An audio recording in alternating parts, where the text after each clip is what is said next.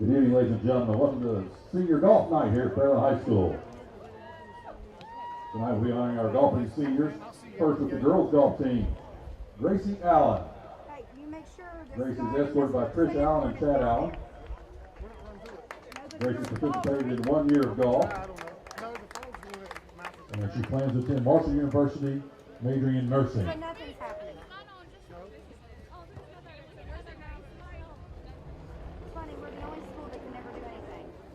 Gracie Allen. Our next senior, Emily Bowen. Emily is escorted by Susan and Carl Bowen.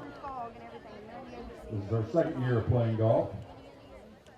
She is undecided on where she's going to attend, but she wants to major in business.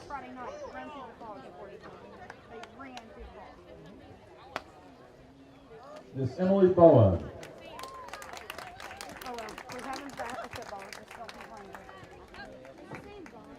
Next up, we have Lexie Hall. Lexie is escorted by Ernie and Tara Hall. This is her first year of playing golf, and she plans to attend Marshall University, majoring in medicine.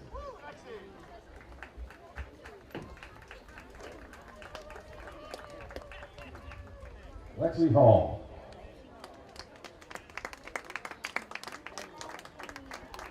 And our last senior girl, Malik Williams.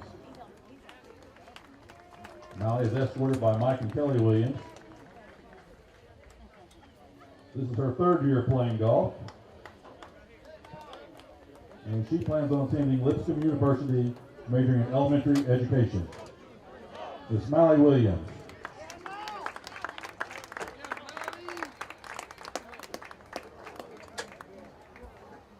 Now moving on to the boys.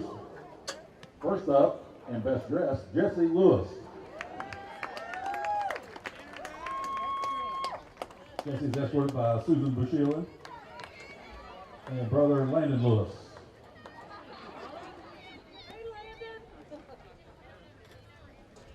Jesse played 3 years of golf and is undecided on where he wants to attend college or he wants to major in business. Jesse Lewis.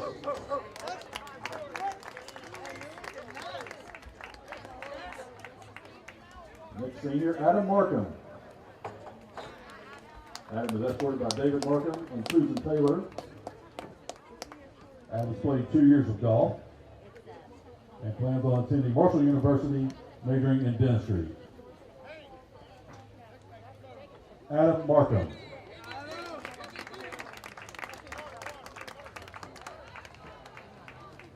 Our next golfer is Clayton Thomas.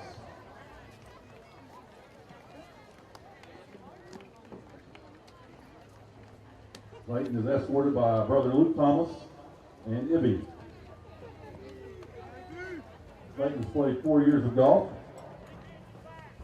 and plans on attending Marshall University, majoring in business. Clayton Thomas. And our last golfer, Kyle Sloan.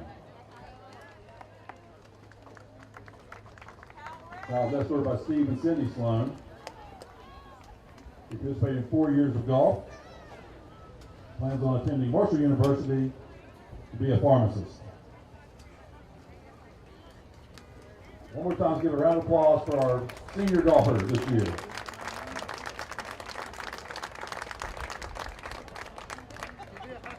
Thank you.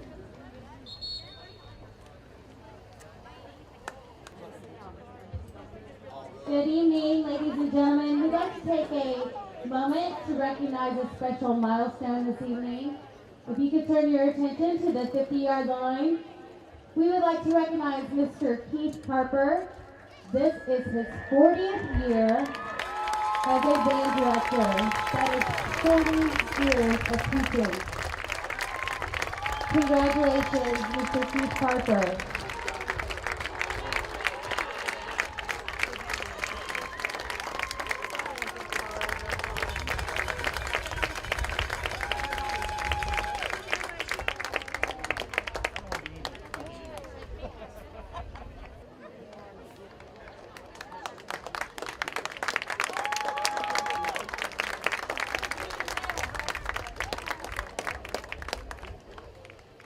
Okay, guys, welcome again to the season home finale of the Fairland football season.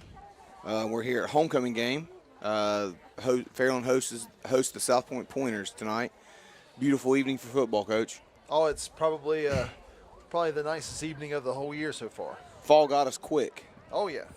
Yeah, I'm waiting for that frost, though. I need that frost to get that mowing, so you and I talked mowing's about over. that today. I mowed after school. It was good times. Anyway, hey, guys, we'll jump right into it. One cool aspect of tonight, we have our the Fairland's place kicker is also the homecoming queen. So I don't know how often that happens where one of the football players is actually the homecoming queen. And that Miss Emma Marshall, senior Emma Marshall, is the homecoming queen and a member of the football team. So pretty cool in that regard. Who's the homecoming king? Homecoming king, Zach Stewart. Zach Stewart is, and you know, it's kind of funny because Zach has similar length hair, maybe even longer hair than Emma does. So Zach's in all white tonight. I passed him on the way in, and Zach's in all white. He's looking very dapper, so to speak. So, Coach, let's just jump right into it here. We got the 3-0 Fairland Dragons hosting the 0-3 South Point Pointers. You got any thoughts, initial thoughts on the game here? Well, just to kind of put it blunt, you know, I think South Point's struggling this year, and I think they'll continue to struggle this evening.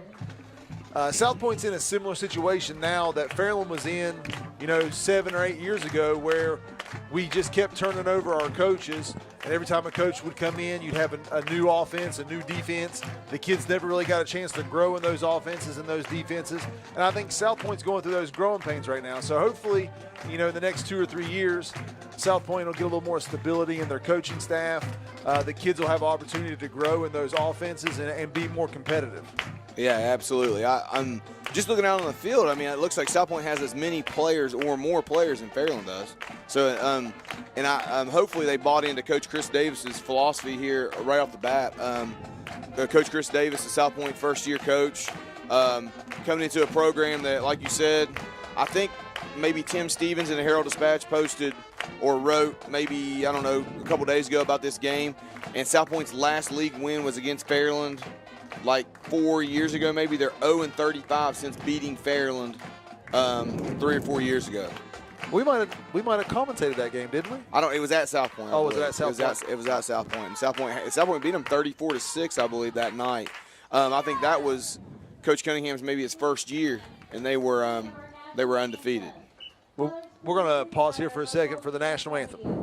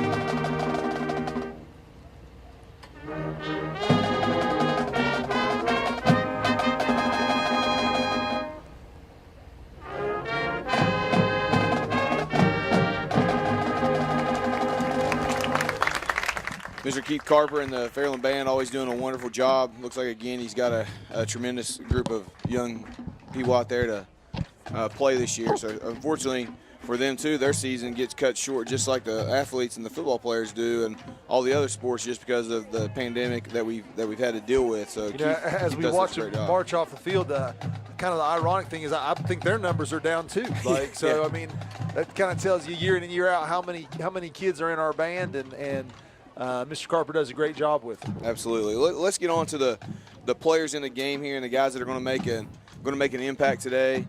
Let's start with South Point quarterback number 7, Malik Pigram, junior, 20 of 44 for 307 yards and 2 touchdowns, 2 interceptions this year.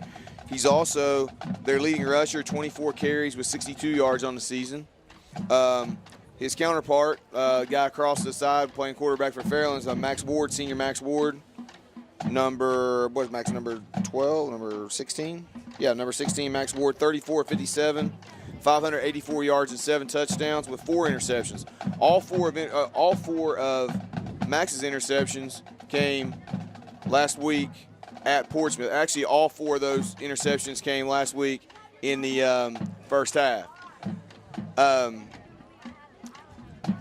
Obviously, from a standpoint of moving the ball through the air, Max has got about double the yardage, which you would expect from a team that's 3-0 as opposed to a team that's 0-3. Well, also, I think Coach Cunningham, we've talked about this before, has really opened the playbook when it comes to Max. He trusts him more this year. Yeah. Max has really had a lot kind of breakout senior season, and he's really showed a lot of maturity. He's making better decisions. He's placing the ball a lot better, and I think Coach Cunningham's kind of rewarding a little bit, letting him play a little bit more, letting him throw a little more downfield and make some more plays. Yeah, absolutely.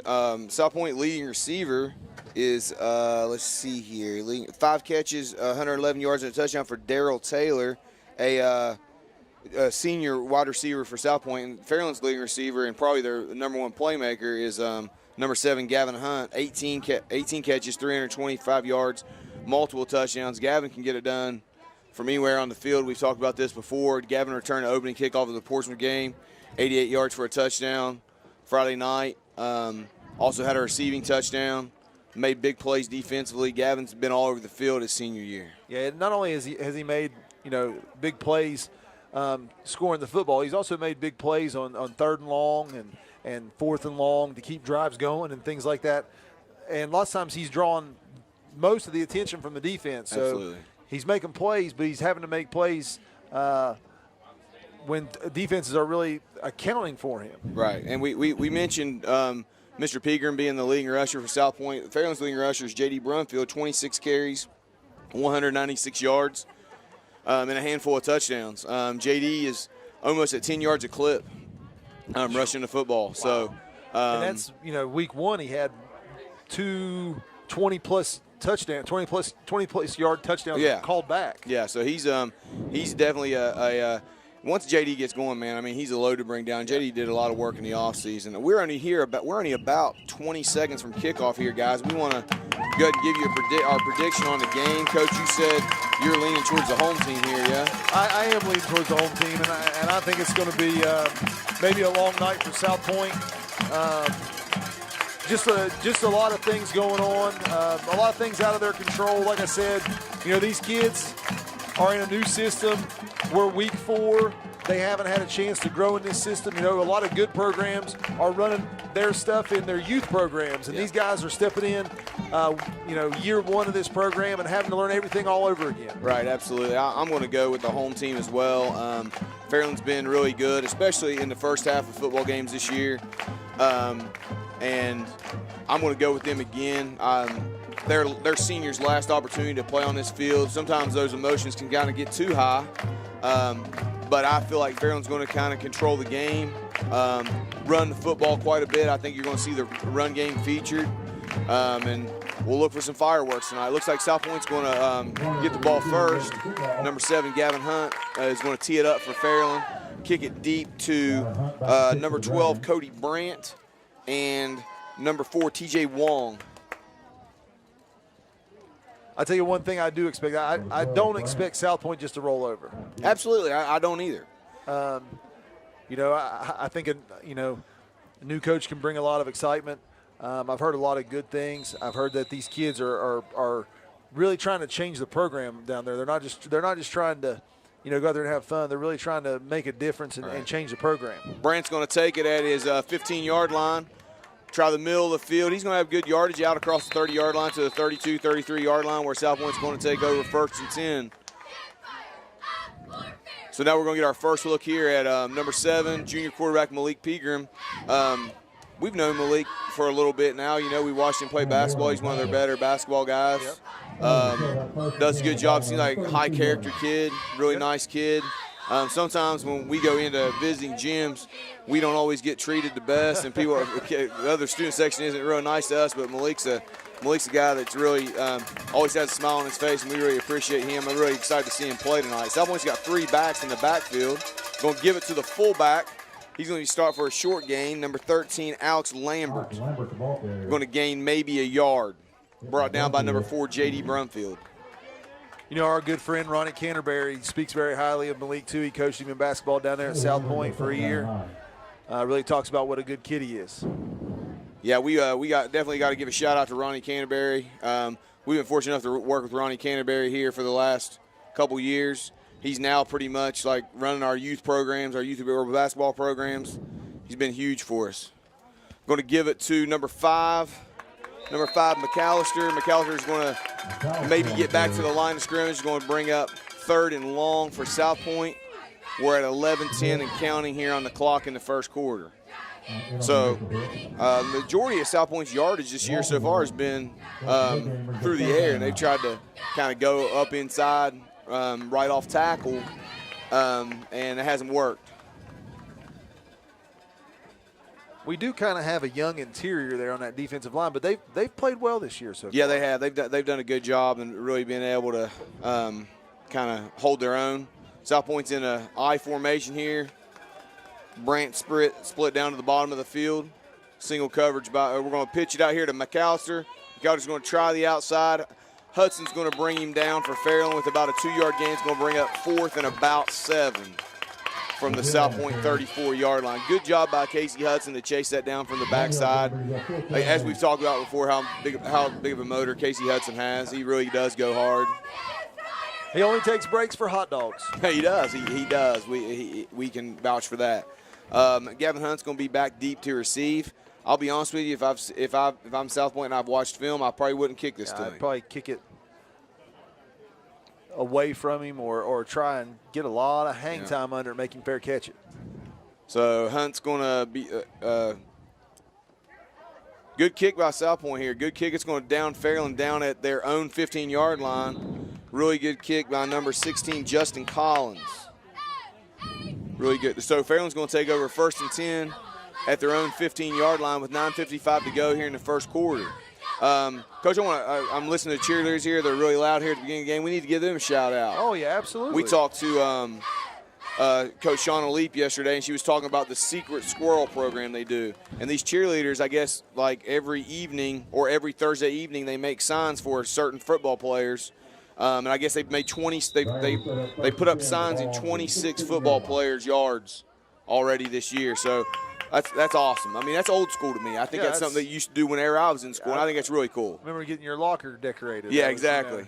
South Point going to knock J.D. Brumfield down for a loss of 3 yards. Good play by South Point there on the initial carry by Brumfield. Going to bring up a 2nd and about 13 for Fairland. Down and 13. South Point's got to feel good about that initial stop. Nobody's been able to run the ball in 4 carries so far. 4 carries, negative yardage. Giving the fans what they want. Yeah, absolutely. And so Fairland's going to go 3 receivers to the left side, 1 to the top of the field with Brumfield the single setback. Ward's going to take. Throw it out here to Schmidt. Schmidt's got a lot of room. Schmidt's going to be tackled out of bounds about the 35-yard line by number 32, Nakine Hunter, or it's Nakine Turner, senior running back, defensive back. I apologize to you, Mr. Turner, if I don't pronounce your name right. Fairland liking what they see, getting in their NASCAR set to get to the line quick. Going to give to Brumfield, running right. Going to be tackled by number 18, Taylor Smith, sophomore linebacker for South Point. Picks up about 5 yards. Going to bring up 2nd and 5 from the Fairland 40-yard line. 8:40 and counting here in the first quarter at Fairland Jim Mayo Stadium.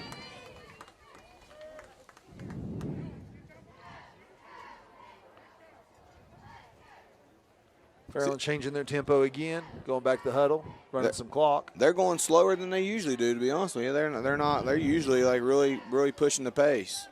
Well, they went from, after that play from Xander, to no huddle, quick handoff, and then now they're down to, they snap it with 9 seconds on the play Fake clock. to Brumfield. Ward's going to roll, third to Leap. Leap's got room here. Leaps across the 35 down into South Point territory at the 33-yard line. Good little juke move around midfield by Leap to pick up 20-some yards on the play. So it's going to make Fairland have a 1st and 10 at the South Point 33-yard line. Now Fairland's going to go quick.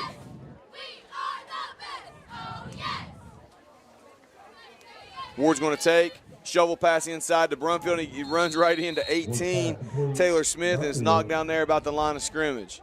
Smith was in the right place at the right time. I don't think Brumfield even saw him.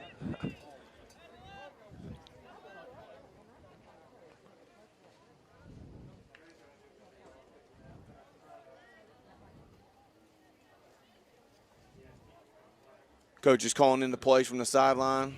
It's funny, all these things they have, these signs they hold up or whatever. I think my face was on one of those signs at one point sometime. I think we probably had a losing record. If my face was on it, it was probably a losing record. Ward's going to take, roll to his left.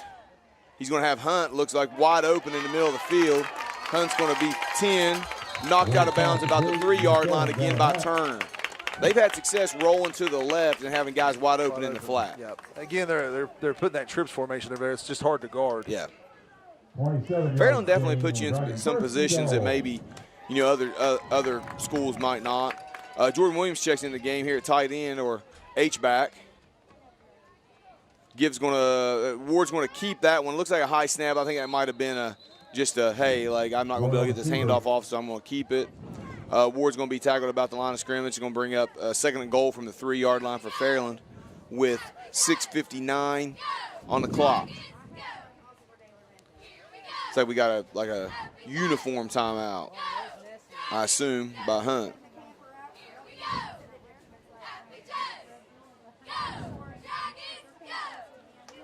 It's funny, like 2 weeks ago we were all wearing we're all burning up wearing T-shirt and shorts, and now everybody's got hoodies and long sleeves and quarter zips on. Yep.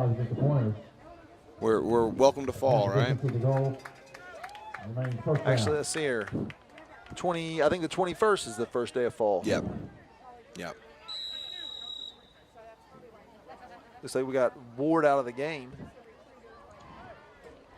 I don't know what happened here. I'm going to assume we got Schmidt going to play quarterback here for Fairland. Fairland does this one or two times a game, where they'll go almost like a wildcat situation. We've yet to see the counter to this. It's usually just a sweep for Schmidt or a keep by the quarterback. Schmidt's going to give to Brumfield. Brumfield is going to be stopped real short. He's about at the half-yard line. Going to bring up 3rd and goal for Fairland. South Point's got a man down on the middle of the field. While we're in the injury timeout, I want to, we talked about Ronnie. We'd be remiss to not talk about Ethan.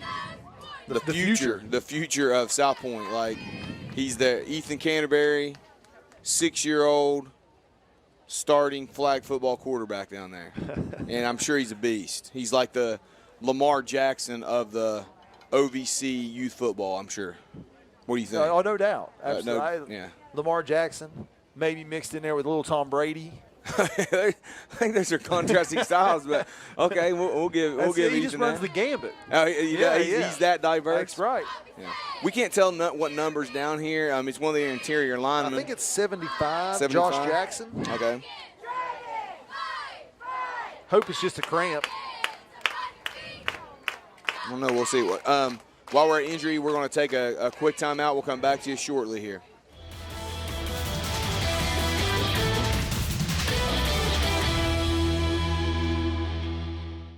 Okay, we're back here. It was number 75 for South Point, Josh Jackson, senior defensive tackle.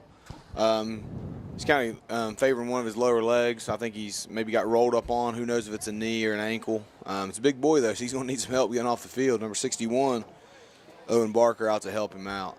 So Fairland's going to have 3rd and goal here from about the half-yard line. 2 receivers each way, Brumfield to single setback. The stick says second down, so is the clock. Did we miss something? We very well, Mike. We very well could have. It was really surprising for us to miss anything. It is. You're right.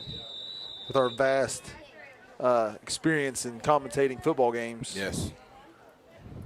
Ward under center. He's going to keep it himself and gets it pretty easy, I think. Into the end zone for the touchdown. I think that's Max Ward's first career rushing touchdown.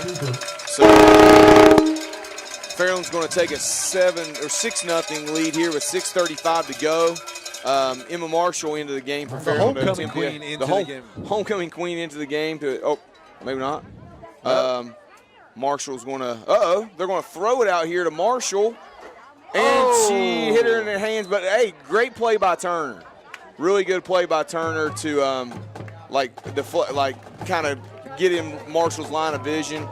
Coach Cunningham trying to pull a trick here. I will say she dropped the pass. Great acting play by Miss Emma Marshall there. Oh yeah, like trotting off the field. Yeah. You know, I thought I was going to kick this. Great acting job. She saw Turner coming at her. I'll be real. You know, those of you that don't know, Coach Alt and I are the girls basketball coaches, and Emma's our starting point guard. And, when I saw Turner running at her, I kind of held my breath a little bit too. I'm sure Emma was a little bit scared. It scared me a little bit too. So Turner wasn't fooled. He was there. So shout out to Mr. Turner for making that play on special teams there on the extra point. So Fairland's going to be up 6-0 here with 6:35 to go in the first quarter. Gavin Hunt's going to tee it up from the Fairland 40-yard line. Again, set deep to receive is Cody Brandt and TJ Wong for South Point.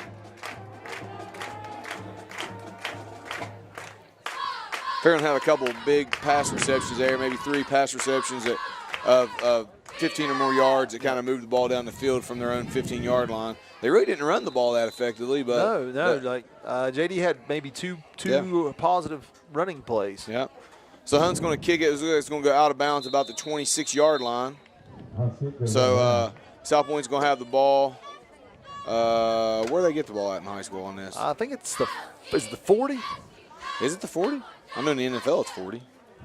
35-yard line in high school. Okay. So we get our second look at the South Point offense, which really didn't move the ball the first possession. They gained about 3 yards on 3 run plays. 3 pretty conservative plays, yeah. Yeah. We haven't seen Pigram drop back to pass yet. I think that's kind of their best aspect is to pass the ball with Pigram. So we'll see. I think maybe coaching staff, Coach Davis, maybe trying to conserve clock, knows how explosive Fairland is. Maybe try to pick up first downs on the ground. So we're going to go I formation, give it in to McAllister again. McAllister's going to get about 2 yards. He ran hard that time. He already hit the hole, and what was there he picked up. Number 5, Maddox McAllister. So it's going to bring up 2nd and 8 from South Point's 37-yard line. Number 11, Daryl Taylor into the game for South Point. Daryl Taylor on the season has 5 catches for 111 yards and a touchdown, so he's a threat for sure on the outside there.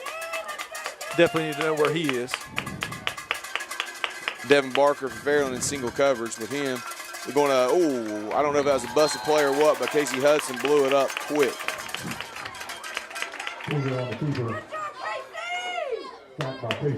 Yeah, I don't know what happened there. That was like a blown assignment. Yeah, Pigram turned one way, the back went the other way, and I don't know if it was meant to be a fake or whatever, but Hudson was there when before he turned around, he was on him. So it's going to bring up 3rd and about 9 for South Point at their own 35-yard line. This is how they roll up here in Crown Town, man. They're on you before you know it. That's a good point, man. Casey Hudson, Crown City's finest. So Pigram's again under center, I formation. Fairland's bringing the house. Like there's just no opportunity. They're just like a sea of green. You had 5 guys on the ball before he could even set his feet. They just brought the house against South Point's offensive line. So Fairland's going to get off the field here, bring up about 4th and 15 from the South Point 29-yard line. We're going to have number 16, Justin Collins, set to punt. to number 7, Gavin Hunt. We are at 4:43 to go in the first quarter. Fairland leading 6-0 here at homecoming night at Fairland Jim Mayo Stadium. You know, I wonder how much of that was having Jackson out, having to put a kid in. Yeah. Good punt. Hunt's going to field this one. Makes Hunt's a good play. Make He's a got couple some good space. He does. Good tackle. Good tackle by number 28 or 29. Good tackle by number 29, Gage Chapman, freshman. Good play by Gage, because Hunt is super dangerous in the open field. Gage doesn't tackle him, he may go to the house there. He might. Yeah. Fairland's going to have it 1st and 10 at the South Point 39-yard line, so Hunt has a return of about 25 yards to set him up in great field position.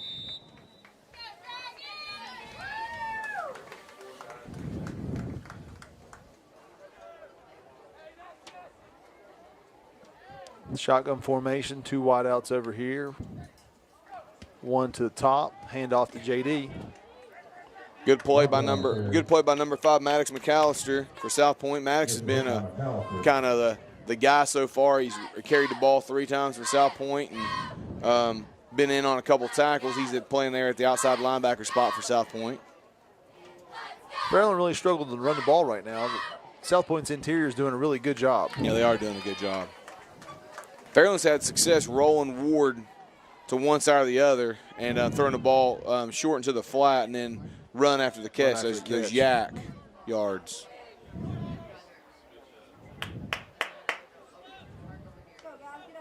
They call it yak yards because that's what yaks do. They good play by South Point. It's going to number 60 Anthony Burks is going to have the first pressure, going to push him into the arms of number 70 Bennett McAllister, which is going to bring him down a sack loss of about 7 yards for Fairland's going to bring up 3rd and about 14 from the South Point 43-yard line. So good play by their interior line. So the lines of both defenses have really done a great job so far in this first quarter. 2 good plays back-to-back by South Point. They're specifically the defensive line putting Fairland back behind the sticks here. Let's see if they can get a stop. Ward's going to drop deep, try to throw to Schmidt over the middle. Kind of threw him right into a guy, so that's going to bring up 3rd or 4th and long. See what Coach Cunningham elects to do here. Xander was wide open.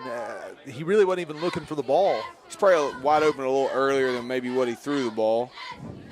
But so it's going to bring up 4th and long.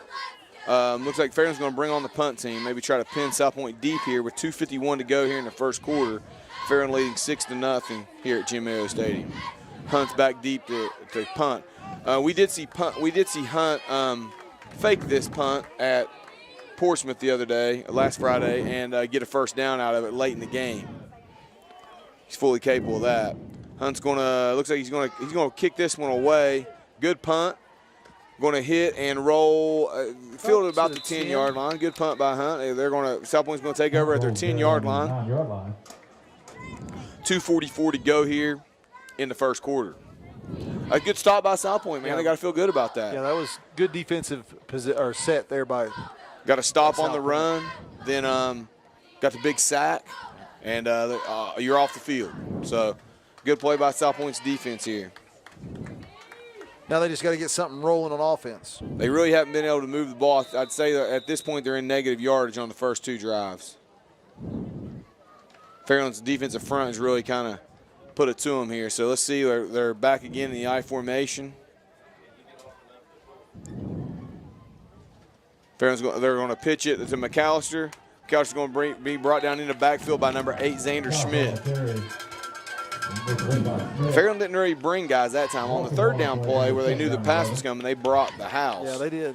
That time you saw the linebackers kind of sitting in the middle of the field. Middle linebacker today, number 65, Ryan Dixon, a freshman.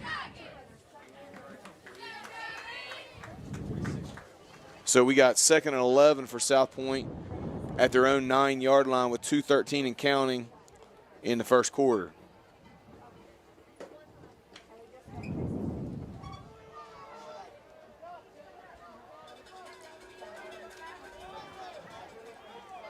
South Point in that tight formation. They're with going to one bring wide it receiver, here. They're going to pitch it out here to McAllister. Good play call. Good spin move by McAllister. He's going to be out over the 20-yard line to the 23-yard line. He's going to pick up first down yardage. Good blocking down the field by the Pointers. The thing about that play is when you're bringing pressure inside and you pitch it out, I mean, you called the right play. Right. You ran away from the pressure. If Fairland's kind of in their base defense and they haven't brought their linebackers to the line of scrimmage to blitz, chances are that's only a 3-4 yard gain, but instead it's more of a 14-yard gain because they actually had the right play call for the defense that was given to them. Pigram's going to hand it to Turner. Turner's going to try to bounce outside before he's wrapped up by number 8, Xander Schmidt, for about a 1-yard gain.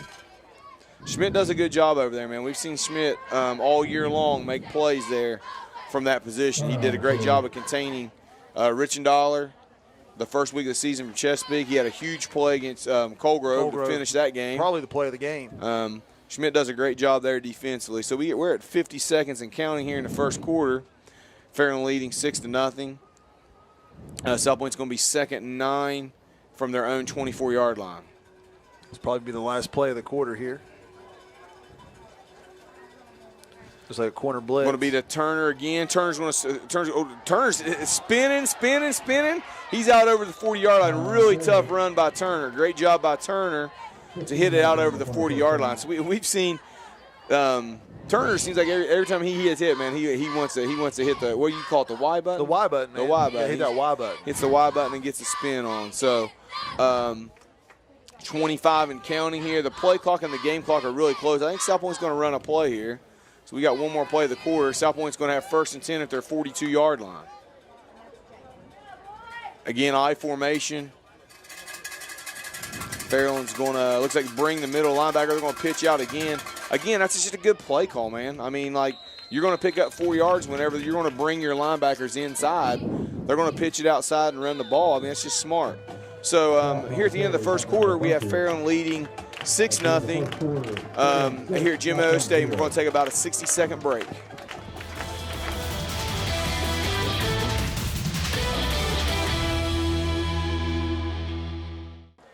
Okay, ladies and gentlemen, we're back. Start of the second quarter. Fairland leads 6-0 here at Jim O Stadium. South Point's moving the ball here a little bit. Picked up 2 consecutive first downs. They've got 2nd and about 6 from their own 46-yard line. How do you think the first quarter played out there, Coach? What's your impressions? Well, I'm really kind of shocked at Fairland's inability to run the football. South Point's interior line doing a great job stopping them there. Probably the biggest takeaway I have from the first quarter. Right now, South Point finding a little offense, moving the football there at the end of the first quarter. Let's see if this quarter change and change of direction doesn't kill their momentum. South Point again lined up in I formation. Turner here at the bottom of the field. Pigram takes. He's going to run a jet to Wong. Jet's going to try to get out. Wong's going to try to get outside. Going to get strung out. Tackled at about the line of scrimmage. He's trying to get some blocks, but it just really wasn't there. So it's going to bring up 3rd and 6 from the South Point 46-yard line. Pretty good play by Fairland's defensive end there to keep his arm free outside, not let the play get outside. It's going to bring up 3rd and 6 for South Point here. Last time South Point was in a passing situation, Fairland brought the house, and Pigram didn't even have a chance to set his feet. It was over quick. We'll see what South Point has up their sleeve. They do have 3 backs in the backfield now. You're probably looking at some kind of misdirection or a heavy pitch one way. They're just going to run it inside to McAllister. He's going to break a tackle. Get the first down. Get a first down and then some. All the way over to the Fairland 43-yard line into Fairland territory. Good hard run by McAllister. 3 straight first downs on this drive. South Point finding their rhythm, moving the football here with 11-12 left to go in the second quarter.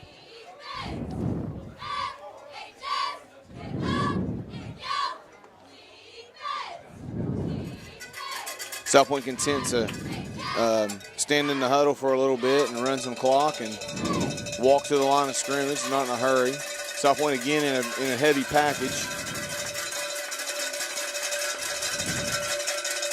Pigram's going to hand it to McAllister again. Brumfield in the backfield quickly. Going to bring that one down at the line of scrimmage. Brought down by Brumfield. I will say this: anytime that South Point has tried to, juke at the line of scrimmage or whatever, Fairland's they got to hit that hole hard and they got to hit it quick, or Fairland's going to be on them. Bring up 2nd and 10 here for South Point. I think that that 3-back set there really just bringing in an extra blocker. Yeah, I think so too. They're just it's just going heavier than what they even were. South Point's down to 7 seconds on the clock, so I'm assuming you're going to probably see a timeout from Coach Davis here. Yeah, timeout, Coach. Timeout, South Point. With 9:58 to go here in the second quarter, Fairland leads 6-0. We're going to take a 60-second timeout.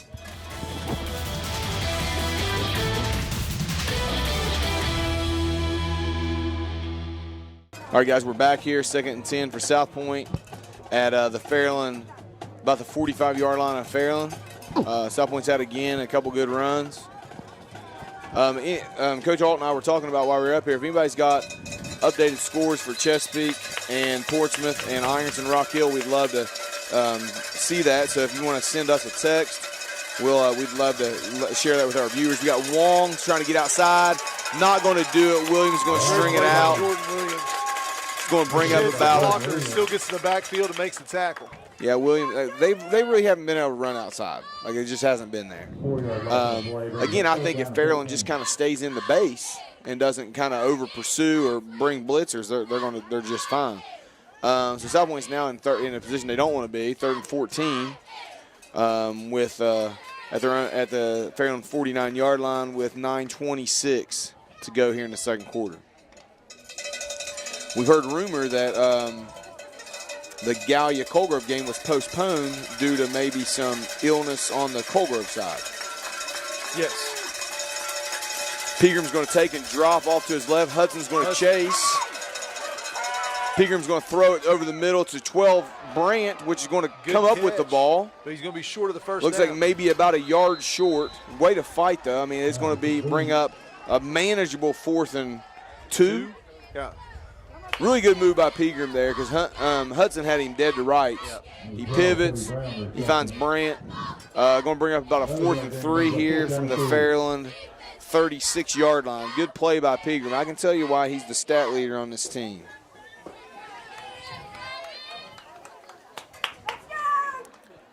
So we'll see what South Point comes up with here. Last time they were in this position, they tried to run the ball. They're heavy again with 3 backs.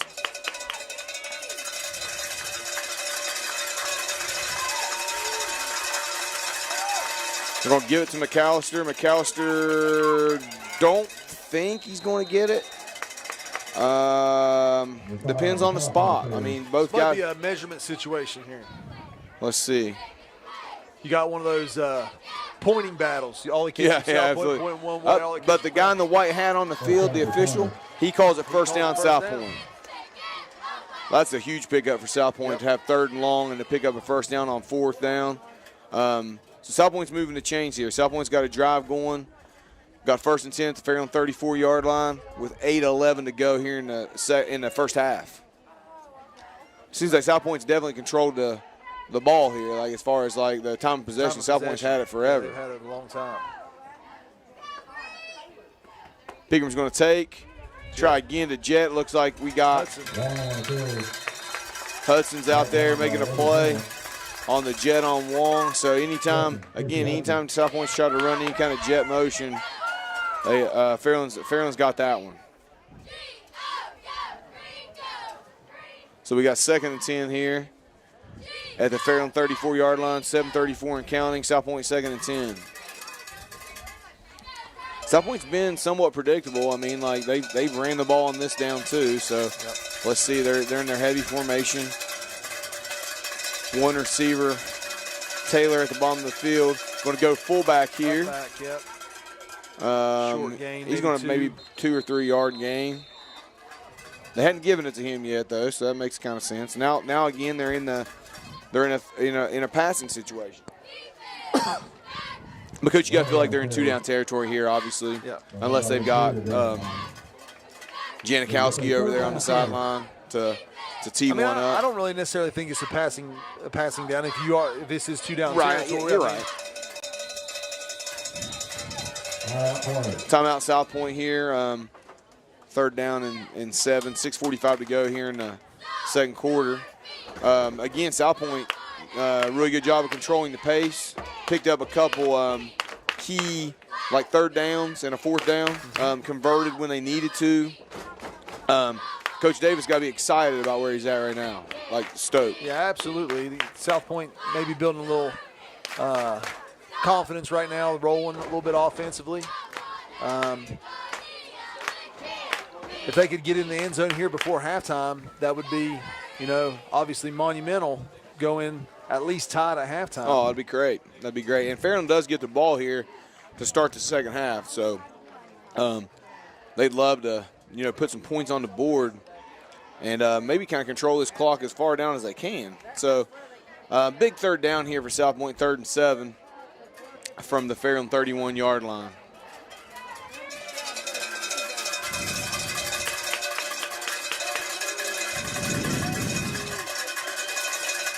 Two wide receivers here to the near side.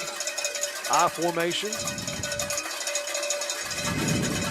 Pigram's going to drop back. Roll out.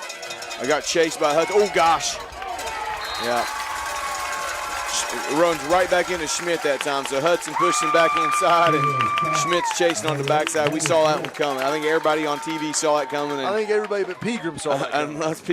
Unfortunately, Pigram was in no man's land there. You can see the goal there as far as like South Point's not trying to go straight drop back. They're trying to roll the pocket, get Pigram outside the pocket. Last time he's able to make a play this time, it's a 10 to 12 yard loss. So a good play by the Dragons' pursuit there, getting after the quarterback. We've got number 16, Justin Collins, set deep to punt from his 50-yard line. Punting it down to Hunt. Hunt is going to let it roll down to about the 5-yard line. So Fairland's going to have 1st and 10 at the their own 5-yard line. Flag on the play. I think is that our first penalty? I think so. Wow. That must be why it's almost halftime and it's 7:36. Yes. The only really stoppage of play we had tonight was the injury timeout. Illegal motion on South Point. I'm sure Fairland's going to make them re-kick. They want Hunt with the ball on punt return. So I'm sure Coach Cunningham's going to make them tee it up again.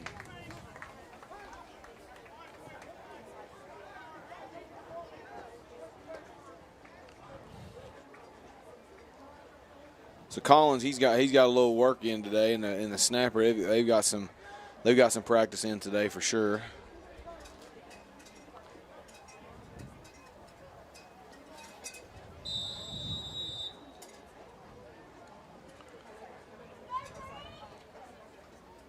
Oh, high snap. Collins fields it. Hunt maybe not going to get a chance to return that one either. It's going to pull up about the 50, about the 14-yard line. So about the same result. Fairland gained 9 yards on the penalty there. So Fairland's going to take over 1st and 10 for their own 14-yard line.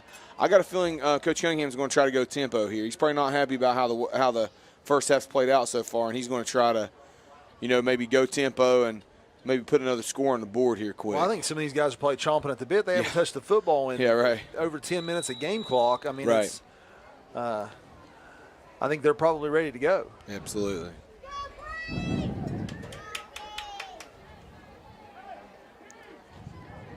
Ward's got 3 receivers to the bottom of the field, 1 at the top. Taylor with Brumfield single back. Ward's going to drop, throw it out here to Hunt, screen. McAllister's trying to make a play, but South Point's got him hemmed in. Really good play. Pursuit by South Point. Good play by South Point for no gain. So it's going to bring up 2nd and 10. 2nd and 10 from the Fairland 15-yard line.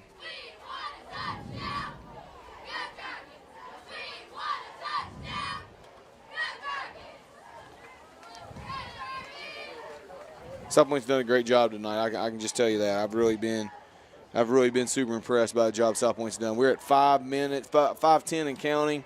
2nd and 10, 2nd and 9 for Fairland at their 15-yard line. 5:10 to go here in the first half. We got split receivers both ways. Brumfield single setback. South Point a deep safety. Ward's going to toss it out to nobody. They're not on the same page. Both receivers kind of trying to get up the field, and they just definitely not on the same page that play. So it's going to bring up third and long. 3rd and 9 here for Fairland from their own 15-yard line.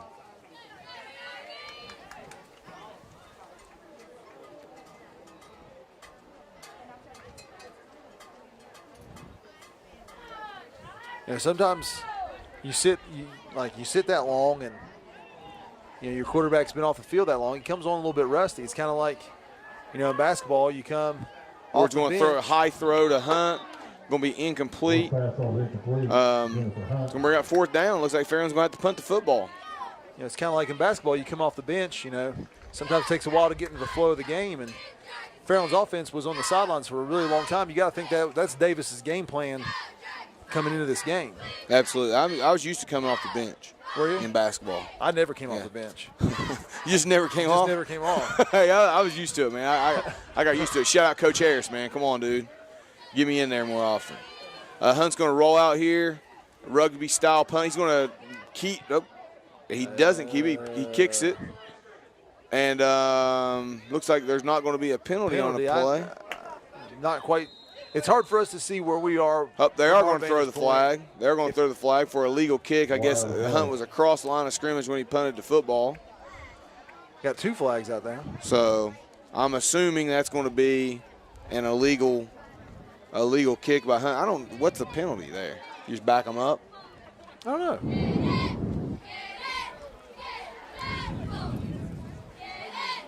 I was going to say Hunt's pretty brash if he's going to take off there from the 15-yard line.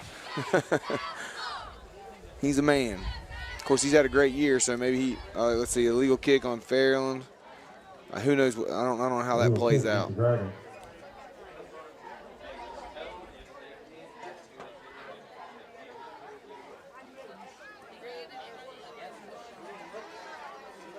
Waiting to see where they mark the football here. Looks like they are going to re-kick as Brandt's back deep again to receive the punt. We got a score update. 14, Berg 7. Ironton 14, Rock Hill 0. Don't necessarily know the time on that game. So looks like they're moving back 5. Moving back 5. So be kicking from about the 10, or snapping from about the 10. It's probably going to put Hunt close to his own goal line. Yeah, he's going to be in the end zone. Actually, it's going to be about the 7. So he is going to punt from his own end zone. So he needs to get a boomer out of here to give not give South Point the great field position here. Colgrove a couple weeks ago had a big block punt on Gavin. Yeah, they did. Kind of changed the game there for a moment. Special teams can make or break you in this game. South Point's going to play it safe. Hunt's going to kick a good kick.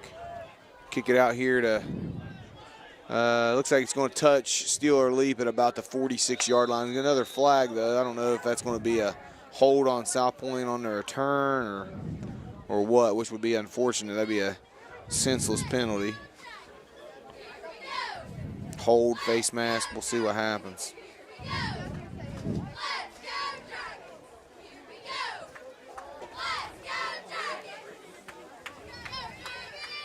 Officials talking at about the 33-yard line.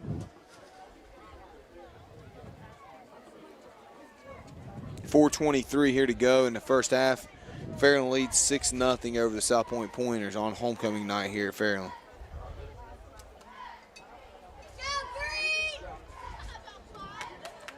Long conference by the officials. Looks like they're moving the Pointers back from Fairland's 49 to personal foul. Personal foul, crackback against the Pointers. Crackback block. He did one of those. He did one of those moves that I don't know the call there. You know, he kind of bunts his fists together. Like the Karate Kid, like call.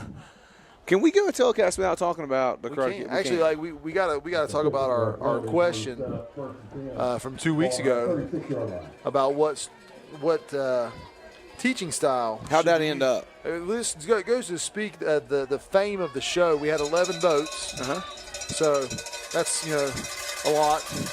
And Let me pull it up here. Pigram's going to give to McAllister again. McAllister's going to have a good gain here. McAllister's going to be out over the South Point 45-yard line to about the 46. It's going to bring up. Down by Lee.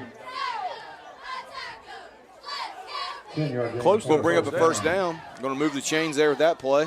So the official results, again, 11 whole votes in, 64% Miyagi-Do karate style teaching philosophy, 36% Cobra Kai. I'm really disappointed in that. I was hoping for Cobra Kai. I feel like Johnny Lawrence has turned it around. He did. He has. Like season 3 is getting ready to drop. So we're going to find out how much he's turned it around. So fullback give here, going to be stopped by number 65, Ryan Dixon, freshman middle linebacker. Lambert on the carry. Brought down by Ryan. Down under 4 minutes here to go in the half. No gain brings up second down and 10.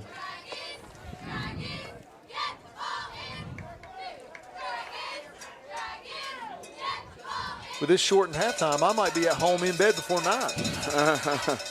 Well, they do have homecoming tonight, so I don't know. That's true.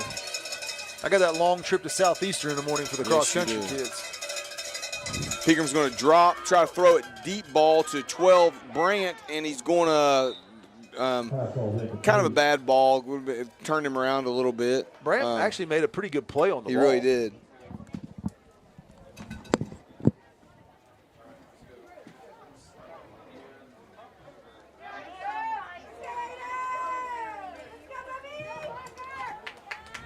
It's going to bring up third down and long for South Point here. Another third and long for him.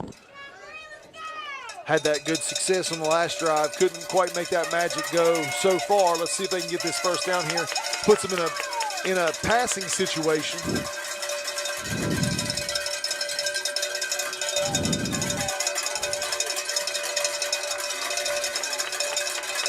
South Point's got 2 receivers out this time. This is the first time I've seen a look with 2 receivers. Going to drop back. Pigram's going to roll to his right. Hamlin's going to give chase. Schmidt's going to pick it off.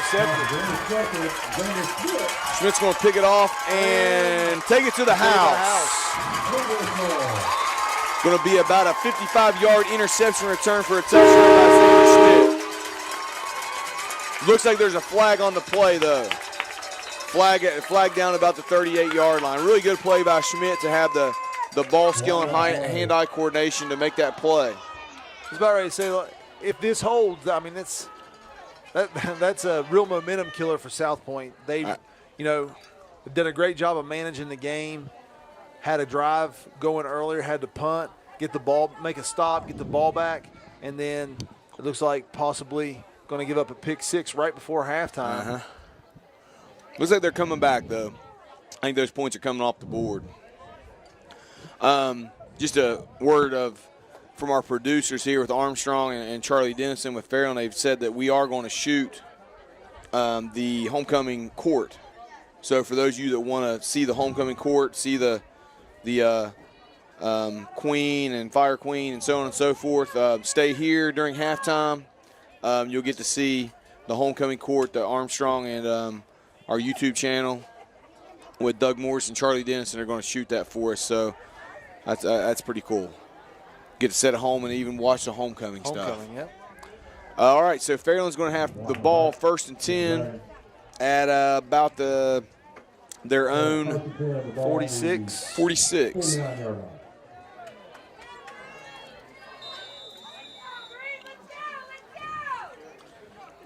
Going to be an inside give to Brumfield. Brumfield's got room. Finally breaking one free. Tackled by number 5, McAllister. Not till about a 9-yard gain. Brings up 2nd and 1 from the South Point 45-yard line. Fairland to hurry up. Gives inside again to Brumfield. Brumfield starts short gain, but not before he doesn't pick up a first down. Yeah, gets the first down. Yard good for a Dragon. First down. South Point needs to stop here, man. They don't want to give up a score and then have to give them the ball right back. Yeah, that would. That could be. It could be the end of the game. It's going to make South Point have to open the playbook a little bit more, and I don't think that's the game plan tonight. No, absolutely not.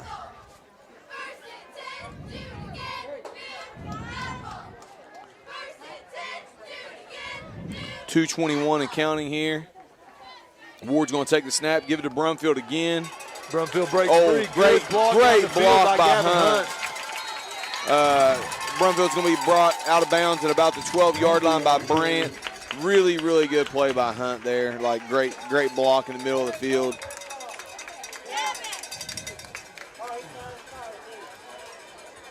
Trading Hunts out there. Gavin's helmet came off on that play.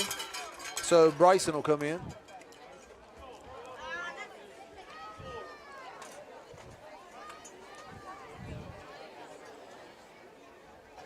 We got Williams and Brumfield in the backfield now. Actually, Williams going to line up there at the H-back position. Going to give to Brumfield to the left. There's a big, huge hole. Going to be brought down to about the 2-yard line. Brumfield on the carry. Leading away on that block was number 52, Mason Ward, the center. Fairland actually can get a first down without scoring here. Tackled at about the 4-yard line, 9-yard gain. And South Point's going to use their third timeout of the half. So with 1:50 to go here in the second quarter, Fairland leads 6-0, and we're going to take a 60-second timeout.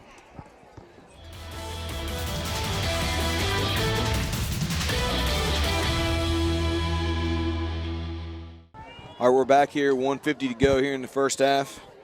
Fairland leads 6-0. Has the ball on the South Point 4-yard line, 2nd and 1. We've had a heavy dose of J.D. Brumfield here. It's been the J.D. Brumfield show on this drive. He's got every yard on this drive, which has been about 4 carries. If I'm a betting man, he gets it again. Gets it again? Yep. Well, he potentially has 7 tries to punch it in the end zone here. Yep.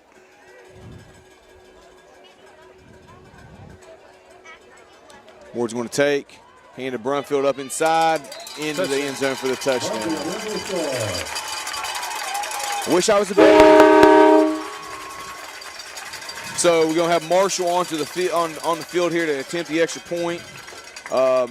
Brumfield, 4-yard touchdown run, puts up Fairland 12-0 with 1:47 to go here in the first half. Homecoming game for Fairland.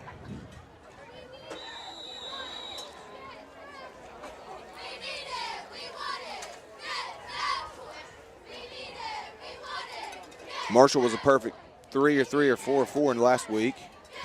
Tees it up and right down the pipes. Fairland's going to lead 13-0 with 1:47 to go here before halftime.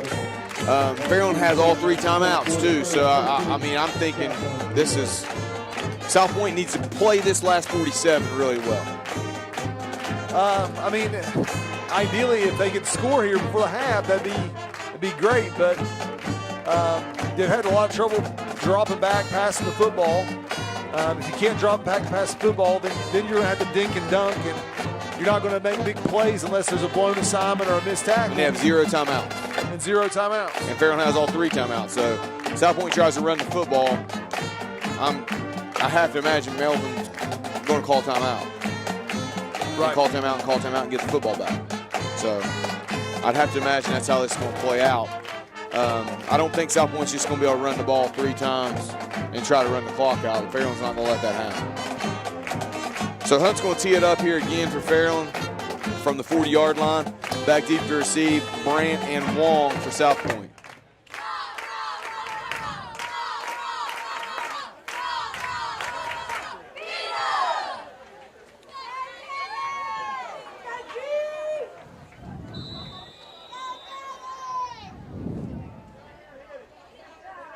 Hunt's going to pooch kick it over to, it's going to, got out of bounds on him. Leap tried to get there. So it looks like South Point's going to have the ball at their 35-yard line for a procedure, kick it out of bounds, illegal procedure. Let's see what happens here. Let's see what Coach Davis is willing to call up here with 1:46 to go in the half. It's funny, every time I talk about a half going fast, it slows down. It slows down.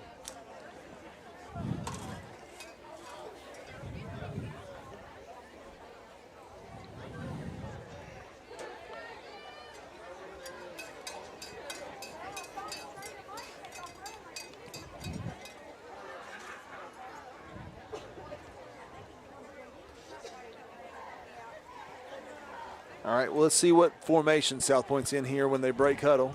Let's see if they maybe add an extra wide out or. I've only seen that happen once so far. I've only seen them have an extra wide out one time. Most of the time they're. Well, they're going to be back in their. No, maybe not. They're in their I formation. 2 receivers, split bottom of the field. Wong and Brandt.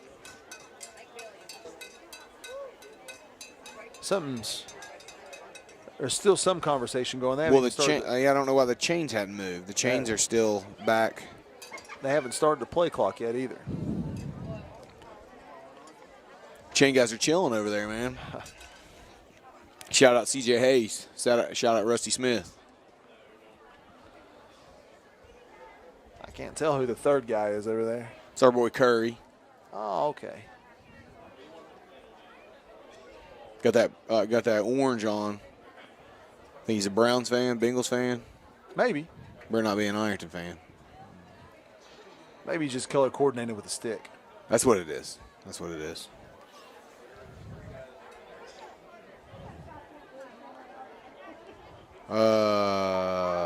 Yeah, it should be at 35, right? Fairland kicked it out of bounds. Yeah, they got it. They were good. I don't know why the sticks aren't working the right way. Okay, we're good now. Again, same formation, I formation. Pigram's going to drop. Want a short, looks like it's going to be a drop or a low pass to Brandt. Bring up 2nd and 10 from the 35-yard line. Again, that stops the clock for Fairland. That's easy. That's an easy one for Fairland. But I mean, if you don't gain any yards, they're going to call timeout. So that saved Fairland the timeout if they can't get a first down. South Point needs a first down. They'll get a first down. They can at least get into half. Yeah.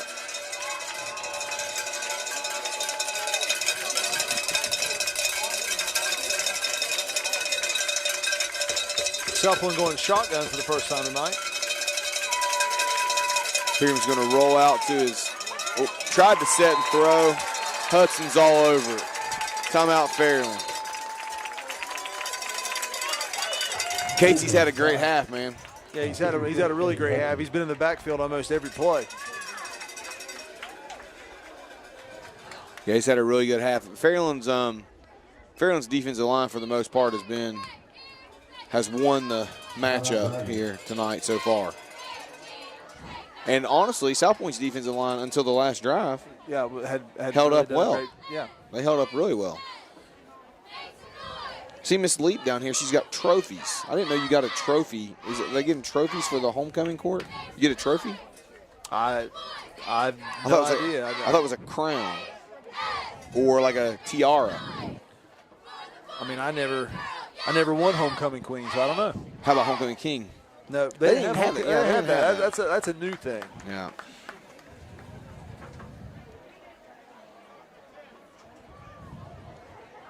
I see our girl Yardley Gorby down there with a crown in her hand, though, like the king's hat.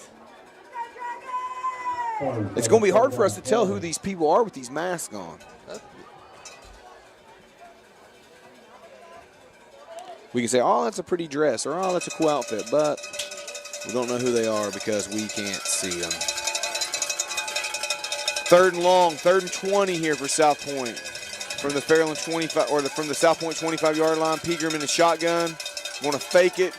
Going to try to throw it long to Brandt. Jump ball.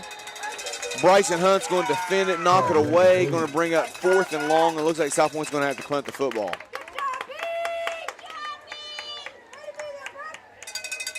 Bryson Hunt on the coverage. Good play by Bryson Hunt, freshman for Fairland, number 80. So Gavin Hunt set deep to receive again. I'm going to say it. If you kick to him, kick away from him, you're making a mistake. If he fields this ball cleanly, I'm calling it if they keep doing it. He's going to the house. I'm just telling you. I'm kind of impressed with Bryson over there swatting it down. Yeah. Usually a young kid's going to try and make a play, get the interception, and then sometimes you don't get it, and the offense comes up with it. Oh, Barker almost got to it for Fairland. It'll be a really short kick. Going to bounce to the Fairland's going to take over. Yeah, Fairland's going to take over about the South Point's 36-yard line. Barker, I mean, in Collins' defense for South Point, man, if he doesn't get it away, I mean, Barker's blocking that for Fairland. So Fairland's got great field position, 121 on the clock, and 2 timeouts. They got plenty of time. They can run the football. Yep. They don't have to go hurry up and throw. They don't have to throw the football right now. They can still run it. And they had a lot of success in the last drive. Absolutely. Same formation, basically 3 receivers to the bottom, 1 to the top. Brumfield single setback.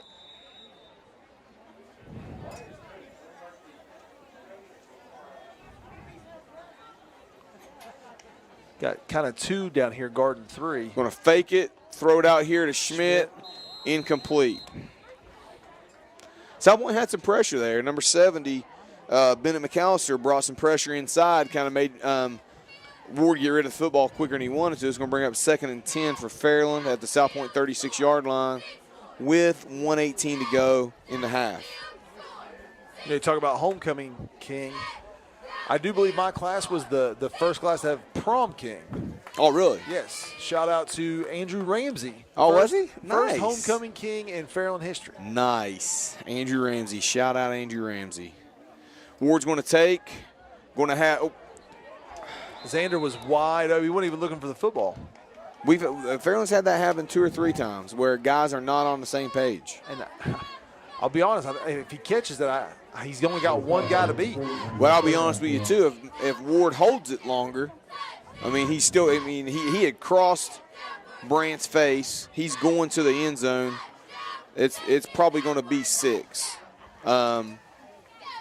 But I don't know. They just had some miscommunication on things. I don't know if they put in some new sets, because I hadn't seen this from Fairland in the first 3 weeks.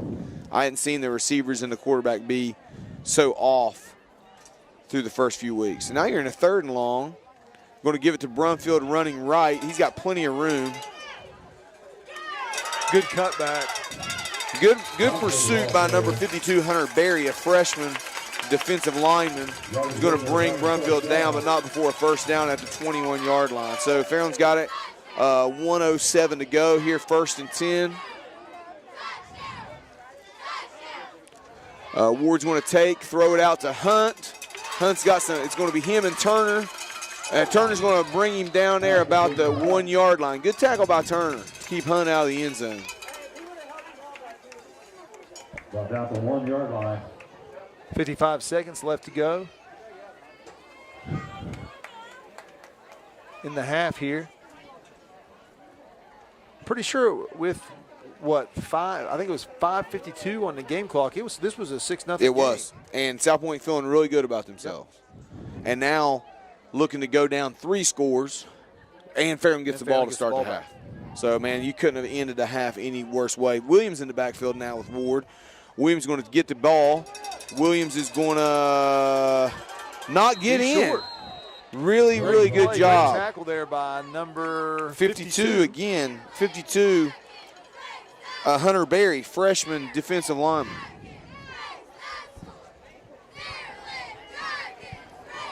So 2 good plays by the freshman Hunter Berry.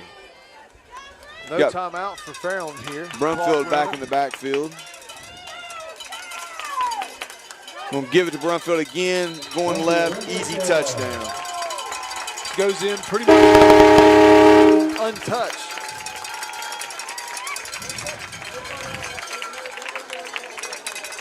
Coach Cunningham looks like he's calling to go for 2 here.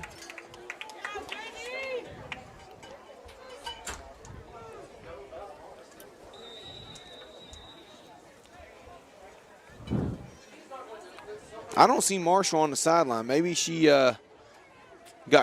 surely she didn't get changed for home. Dude. She got to put that dress on. No. You think so? No, I think she's coming out in her pads. If she can change that quick, we're calling her the Clark Kent. But we know she can. Like we've seen them after school, like All right. get ready for pictures. We know that doesn't happen. That's a good point. It's not possible.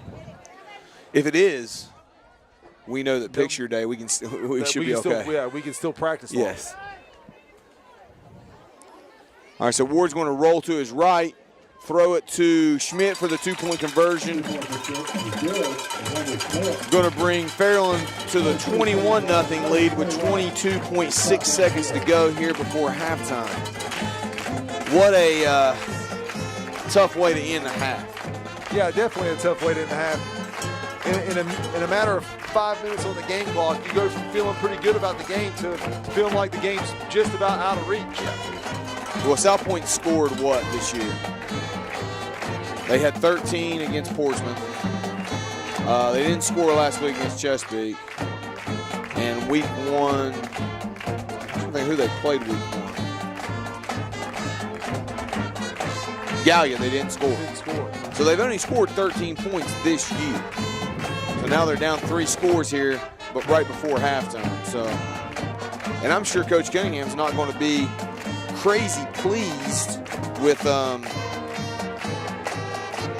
Fairland's played the majority of the half.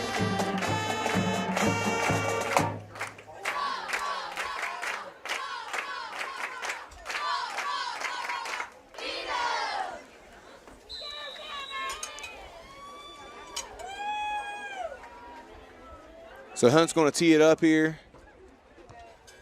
Kick off over the good kick to Brant. Brant's going to field it at the 10-yard line. Going to be brought down there by Steeler Leap of Fairland at about the 25-yard line. Quarter to take over first and 10. Ball at the 25-yard line.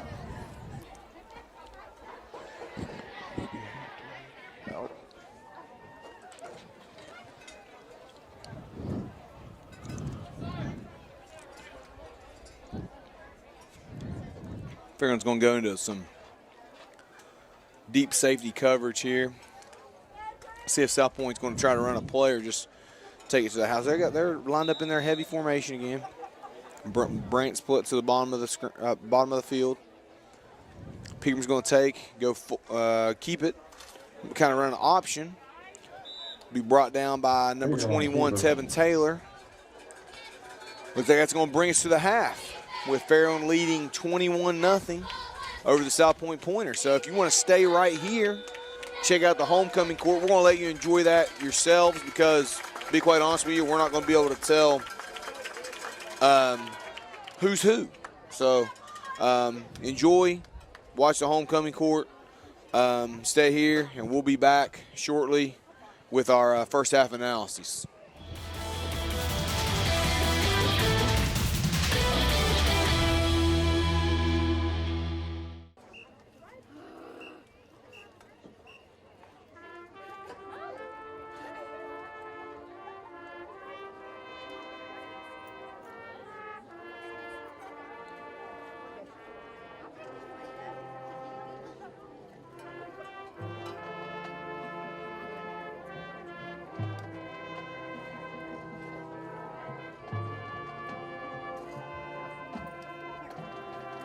Our freshman attendant, Miss Emma Barnett.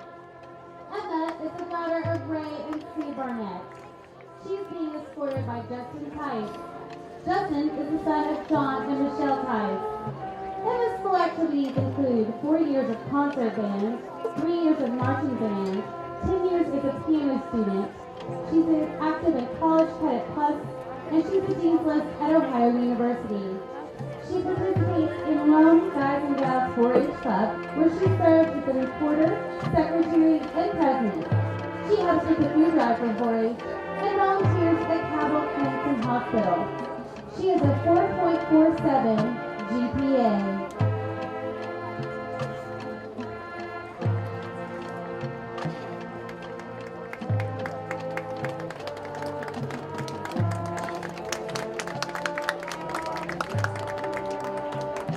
Freshman attendant, Emma Barnett.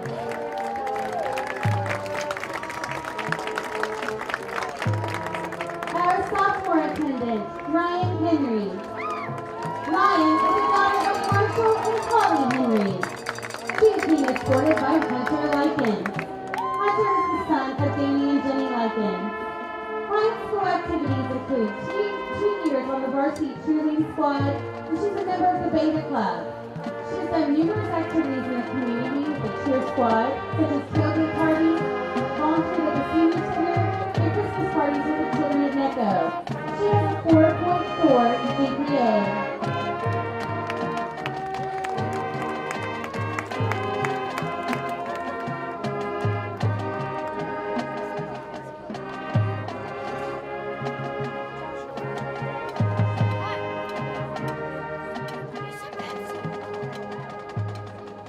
Sophomore attendant, Ryan Henry.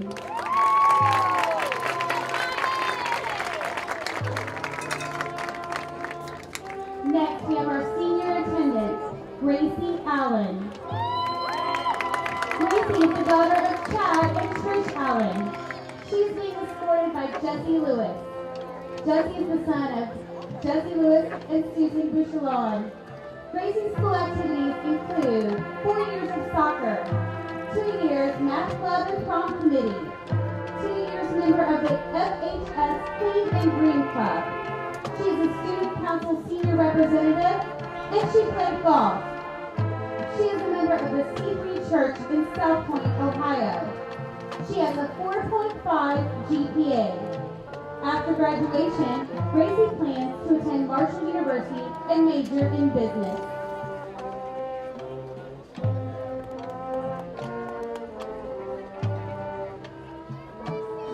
Our senior attendant, Gracie Allen.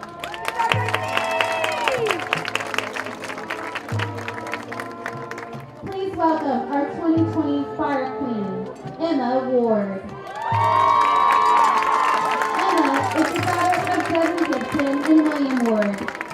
She's being escorted by Justin Ward. Justin is the son of Chris and Leslie Ward. Emma's school activities include 4 years varsity cheerleading. She is the current captain. 4 years of varsity vocals. 1 year coach of Fairland 18 cheerleaders. She's been active in many community events with the cheer squad, at Woodgate Senior Center, and also Christmas parties with the children at NECO.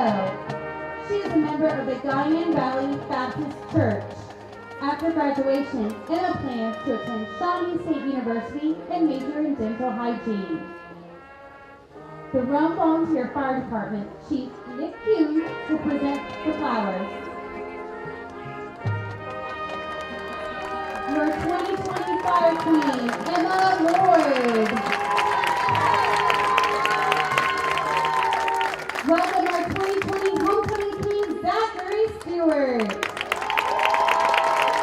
Zach is the son of Heather Glenn and Chad Stewart. He is being escorted by Mackenzie Maynard. Mackenzie is the daughter of Roger and Heather Maynard. Zach's school activities include 3 years of soccer and varsity vocals, 1 year prom committee. He volunteers to mow at OU Southern and NECO. Zach is a member of Sims Creek Baptist Church. After graduation, Zach plans to major in business at a university undecided. The 2019 Homecoming King, Jonathan Arthur, will present the crown.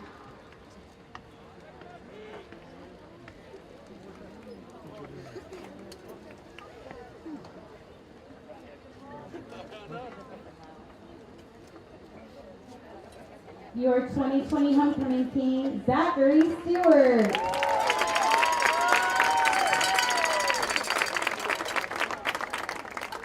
Now for our homecoming queen, Miss Emma Marshall. Emma is the daughter of Eddie and Renee Marshall. She is being escorted by Jacob Polson. Jacob is the son of Rob and Jody Polson. Emma's school activities include 4 years of cross country and basketball, 4 years of student council vice president, 3 years of math club and Tri-Am, 2 years of track, football, and beta club, 1 year of golf, prom committee, and Block F. She is a member of Young Life and a 2nd and 7 Foundation athletic representative. She has done numerous activities in the community through student council and beta club. She has a 4.3 GPA. After graduation, Emma would like to be a pediatric nurse practitioner.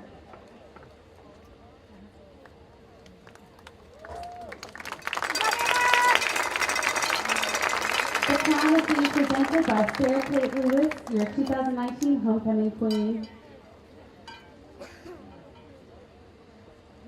Please give a round of applause for your 2020 Fairland High School Homecoming Chorus.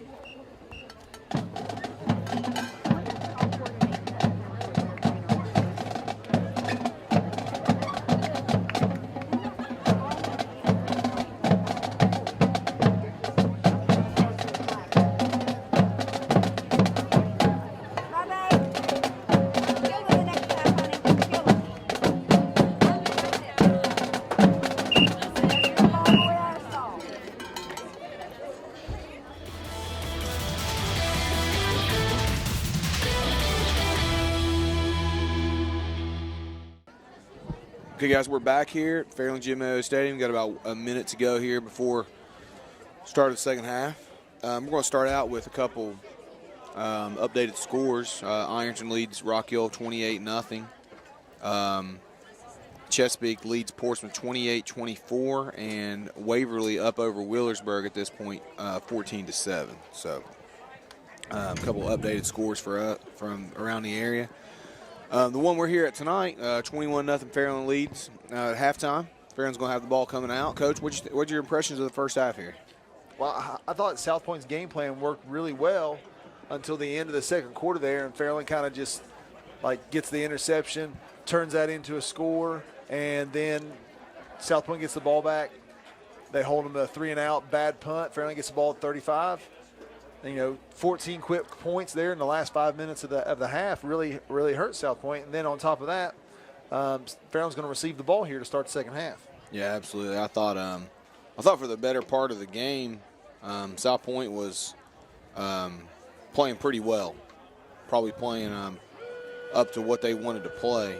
And in the last 6 minutes of the half, kind of got away from them. Fairland has the athletes that can do that. They got playmakers at all positions, a senior quarterback, good line. They made some plays. I'm sure Coach Cunningham wasn't happy about the majority of the first half. A couple things there at halftime. First of all, Emma Marshall does come out in her football uniform and pads, so we were right about that. And Zach Stewart bringing back the 70s with the John Travolta white suit. Looking good.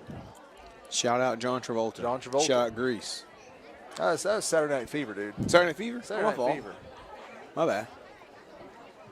I'm not big into that like you are. Yeah. Yeah, my fault. I did have to now I was watching something else on my iPad, but I did have to go to sleep kind of in my other ear hear Grease because my wife was watching it as we were going to sleep. So. I got you. Yeah, my wife and daughter are big fans. Not as big of fans as they are of Dirty Dancing. Hey, nobody puts baby in a corner. Nobody puts baby in a corner. You just don't do that. All right, so it looks like both teams are out here stretching, getting ready for the second half. I'm going to go ahead and throw out an early player of the game nomination. Okay. Casey Hudson.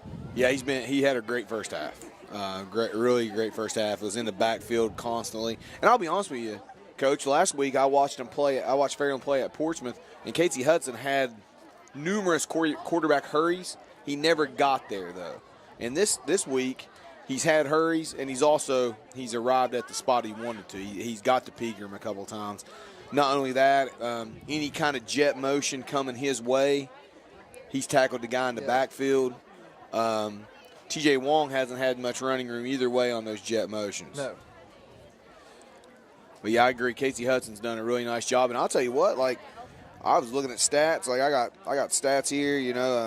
Maddox McAllister on the season. He only had 39 yards rushing and one catch for 28 yards, and I think he's got that in the first half. Yeah. You know, he's had his season and a half so far. So Maddox McAllister, he's had some plays defensively too. So I think McAllister's really done a good job tonight too on the South Point side. So, and I think guys on their defensive line have done a good job for the most part. They've really done well off 70. He's been in a couple of big plays. Another McAllister, Bennett McAllister. I don't know if they're related or not. We'll give a shout out to Chase Kratzenberg, new AD at South Point. South Point, yep. Chase is a guy that Coach and I had an opportunity to coach against when he was we were coaching middle school basketball, and Chase played against our first team, and we were really good, and Chase's team almost beat us. Yep. At South Point, I believe it was the second time we played him. Chase was a super competitive guy, and I know South Point's familiar with him. Obviously, he played there, and he coached football there, and he teaches there, and I just feel like you guys have a really good guy there in place. Chase is a super competitive guy, and those guys tend to get things done. I've always been a big fan of Chase, and I think he's going to do a great job. So I hope that South Point really embraces having an opportunity to have a young guy like Chase in there at the helm. So number 16, Collins, going to tee it up here. Hunt back in the middle of the field deep. Hunt's going to receive. I've said I didn't feel like this is a great situation, so we'll see what happens. Uh-oh. One got to beat. One got to beat Collins, and Collins does knock him out of bounds. Good play by Collins. A less athletic kicker doesn't get there. Collins knocks him out of bounds at about midfield, I think. At about the South Point 48-yard line. Again, Hunt, dangerous anytime he catches the football. And he really hasn't had a crazy impact on the game yet. No, he hasn't. But, anytime he touches the ball, he has the potential to take it to the house no matter where he is on the field. And that was a great example of that. I know Coach Davis probably holding his breath there, seeing that low punt or that low kick, giving all that space to Gavin. Schmidt's going to be a quarterback here to start the half. So, again, we've seen pretty much a wildcat situation with a running quarterback here. Late substitution. Going to give fake the give. Keep with Schmidt. Schmidt's going to have some room. Going to be run down from fumble the ball, and South Point's going to recover it at the 19-yard line. So Turner's going to run that one down from behind by South Point, knock the ball away. South Point's going to have the ball at their own 19-yard line. So really good way to start the half for South Point. Again, that's a great example of not giving up on the play. It looked like Schmidt had some room there, and here comes Turner in from behind, poke the ball away, and South Point's in business. Fairland's been really good this year about turnovers. I mean, I know they had the 4 picks there in the first half against Portsmouth last week, but for the most part, they haven't turned the ball over very much. Been pretty clean. Jordan Williams coming off the field, he kind of looks maybe a little shooken up a little bit. They're going to give to McAllister. McAllister's going to be met by number 65, Ryan Dixon, after a 2-yard gain. Tackled at about the 20-yard line. Going to bring up second and about 8, maybe 9 from the South Point 20-yard line. Dixon's done a good job. We've called Dixon's name a couple times tonight. For a freshman to be playing in at middle linebacker, that's not easy. Just the fact that Coach Cunningham's to play middle linebacker as a freshman kind of tells you about how good his football IQ is. Yeah. Fullback. They're going to basically stop him for no gain, so it's going to bring up again a 3rd and 9 now. Bryson Hunt going to check in the game for Peyton Jackson of Fairland. So we got a 3rd and about 9 yards to go. So South Point's going to have to get into the playbook here, see what kind of play they're willing to roll out here. We got the cowbells going here. Shout out Dee Brunfield. Shout out Christy Hinkle. Ooh, great play by Hudson again. Right there, gobbles the guy up. Hudson's killed it tonight. And he's pumped about it. Yeah, he's definitely been in the backfield most of the evening, and he's made impacts too. It's not just, over pursuit and then missing the tackle. He's been there to make some plays. Yeah, he has. So Hunt's going to get another opportunity here. Cullen's going to be set up near his goal line to punt. We're at 9:52 and counting here in the third quarter. Fairland leads 21-0 over the South Point Pointers here on homecoming night at Fairland. Low snap. Kick is off. It's low. Low punt. Going to hit at the 40 and take South Point bounce to the 43-yard line. So Fairland's going to pick up first and 10 from the South Point 43-yard line. Turned it over on their first play there to start the second half, but they're coming back out here and we'll see what happens. They got the same guy. Schmidt's going to play quarterback again, I guess. We got Ward again on the sideline, I believe. Ward's coming in the game now with the football in his hand. So it's still interesting to me to see these guys have to place the ball on the ground. Hey, we can tackle each other, but we can't let somebody else touch the football. You got to keep your hand off the other guy's balls. Yes, you do.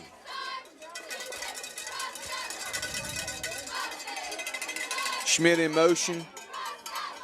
Going to give to Taylor. Taylor's going to. Got some blocking. Looks like we're going to have a hold on 75. You can see. You can see Justin McKee's shoulders just slump. That's going to be a big loss because the hold was in the backfield. It's going to be 10 yards from the spot of the foul. Those stretch plays get tough sometimes, man. Guys they're trying to keep them off their back, and just couldn't let go of him, man.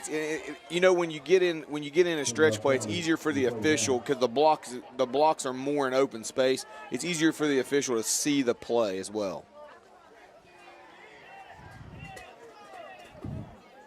It's going to bring up, I think, about first and 22. Long, I'll say that. Taylor's going to be the back now in the game. I believe Taylor was the back on that last carry. Yeah, he was. Two receivers each way for Ward. Ward's going to drop. Got protection. Got Hunt over the middle. Brant misses him. He may go. Well, so much for Hunt not having an impact on the game. He just went 58 yards for the touchdown. Brant was there. Brant made a play on the ball. Brant made a play. Just come up empty, and Hunt takes it another 40 yards for a touchdown. Hunt's the kind of guy you can't miss on. You can't make a mistake. He's going to make you pay. So Marshall's in here to attempt the extra point. 27-0. Fairland leads with 9:02 to go in the third quarter.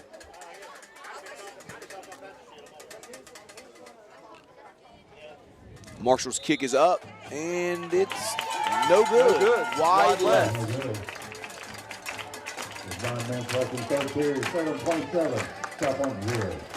It's Fairland leads 27-0 with 9:02 to go here in the third quarter. We're going to take about a 30-second timeout.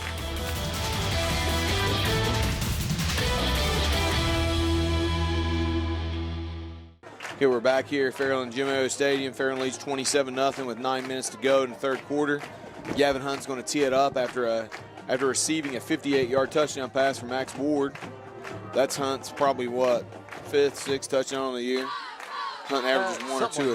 He averages one or two a game. Super explosive guy.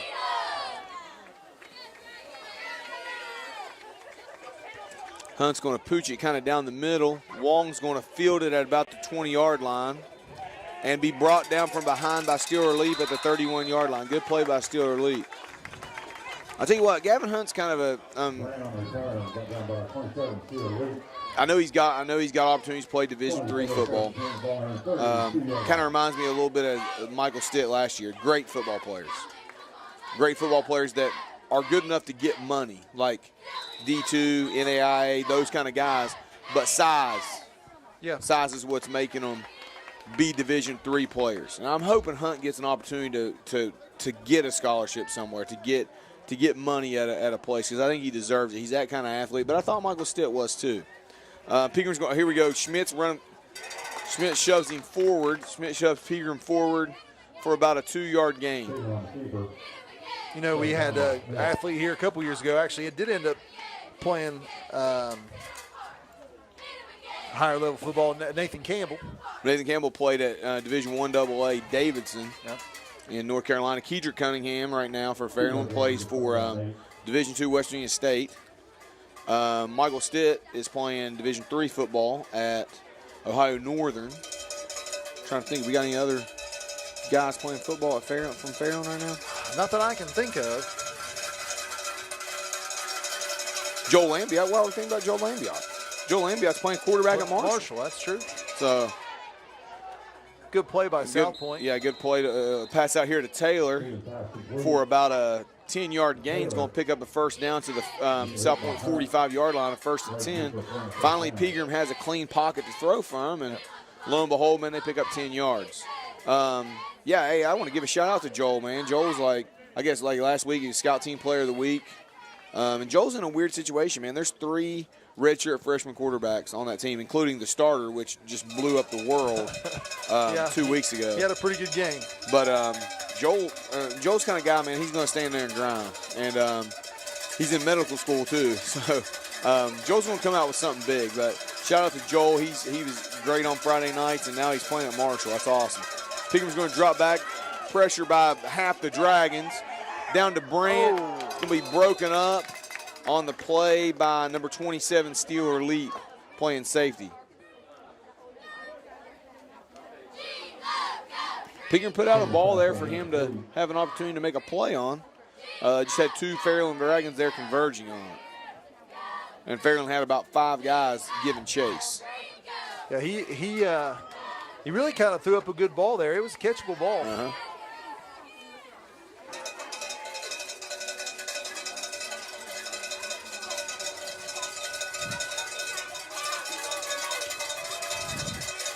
Second down and 10 here for South Point. 7:27 here in the third quarter. Running a triple option again. Pitch to Turner, and Schmidt's going to have it. Like, Schmidt's just chasing stuff down like the play can't even develop. Schmidt's all on it, like from the backside. I didn't realize he was that fast. I didn't either. So it's going to bring up 3rd and about 12 for South Point. Fairland leads 27-0 with 6:56 to go here in the third quarter.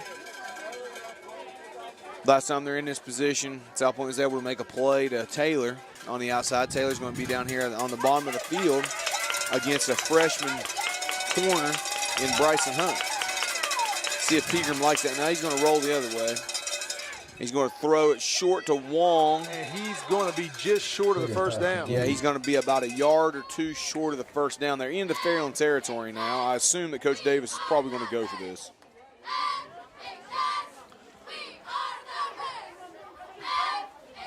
Number 11, Taylor, straight out by Brumfield.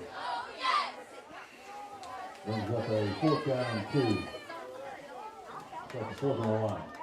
4th and 1 from the 46-yard line for South Point.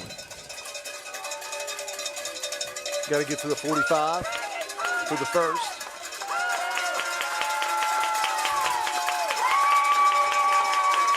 South Point's going to go into a heavy look here. Fairland's going to crowd the line of scrimmage. Oh, Schmidt. Oh, they got a flag, though. Personal foul. Looks like it may be a personal foul face mask. Yep, personal foul face mask on Fairland. So that's going to give him a first down. It's going to give him a first down. South Point coach is here beside us in the box. I don't think they were too happy about what happened there. I don't know if the wrong read or what, but missed assignment. Fortunate enough for them, Fairland on a tackle has a face mask penalty called, and it's going to give him a first down well inside Fairland territory. Do we know what happened to Jordan Williams, number 5 for Fairland? He came out of the game kind of, I don't want to say hobbling, but he's been walking awfully ginger there. He's been battling a hamstring injury all year. I don't know if that's what he's dealing with now. I know he dealt with injuries last year too. So Pigram's going to give it to the fullback up inside. He's going to be tackled about a yard gain right at the 30-yard line. So it's going to bring up about 2nd and 9 for South Point. We got 6 minutes to go and counting in the third quarter. Fairland leads 27-0.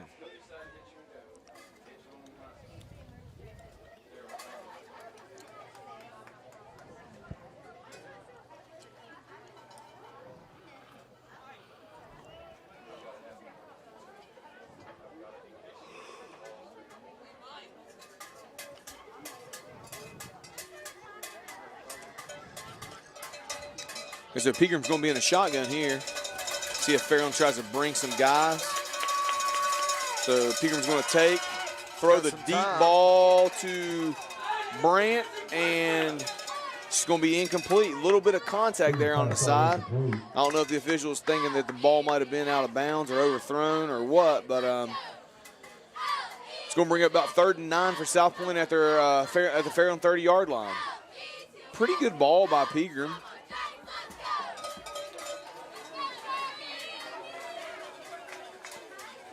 I learned this a couple years ago from our AD here, Coach Gorby. In high school, there's no such thing as a uncatchable ball. Oh, really? So that's not in the rules. If it's either pass interference or not pass interference, the placement of the ball doesn't mean anything. Schmidt again from the backside. I don't know if they're trying not to block him or what, but I don't know if they're just letting him run free, but it ain't working. They need to account for that guy. Number 53, Austin Porter, into the game. Shout out to Real AP. Real AP. Coming into the game. Shout out Reese Barnett. Reese, hope you're out there listening. Absolutely. So South Point's going to go here. 4th and 11 from the Fairland 31-yard line. The cowbells are ringing. Pigram in the shotgun. One receiver each way. Pigram's going to drop, roll to his left, throw it up and amongst 3 or 4 guys. Hunt's going to pick it right at the goal line and be brought down at the 5-yard line. It's one of those plays where you probably should have just batted it down. Yeah, you're right. But you don't get a stat for that, dude. You don't. You're right. You do. You get a pass defended, but picks look better. Picks look better.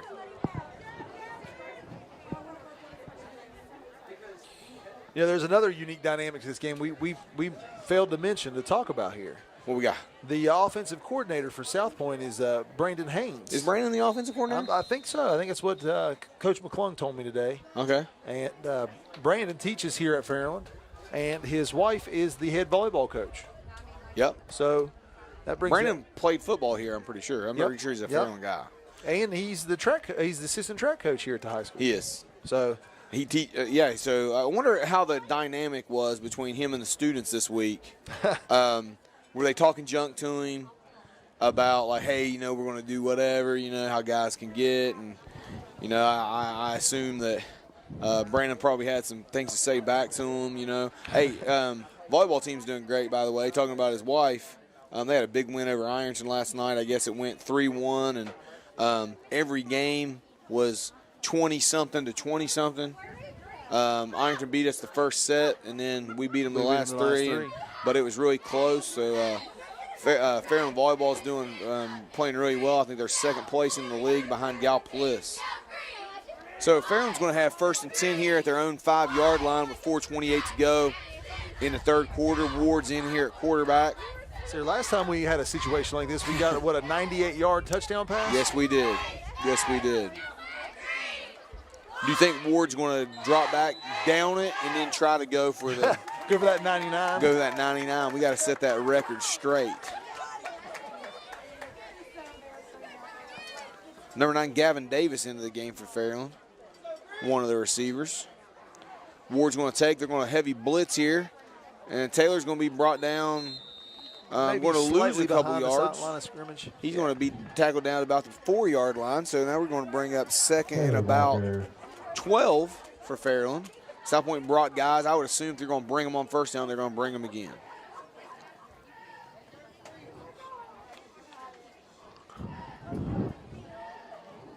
Ward needs to be careful here and make good decisions. Yep. Don't want to turn the ball over. Got a new safety here. Pigram's going to be playing safety now. Brant may be getting a break over here. Brant's played a big part in a lot of different situations here for South Point tonight. They're going to bring some guys again. Going to give it to Taylor. Taylor's going to try the left side. Good run by Tevin Taylor. Run out of bounds by number 52, Hunter Berry. Out to about the 14-yard line. Is going to bring up a 3rd and about 1, maybe 2 for Fairland.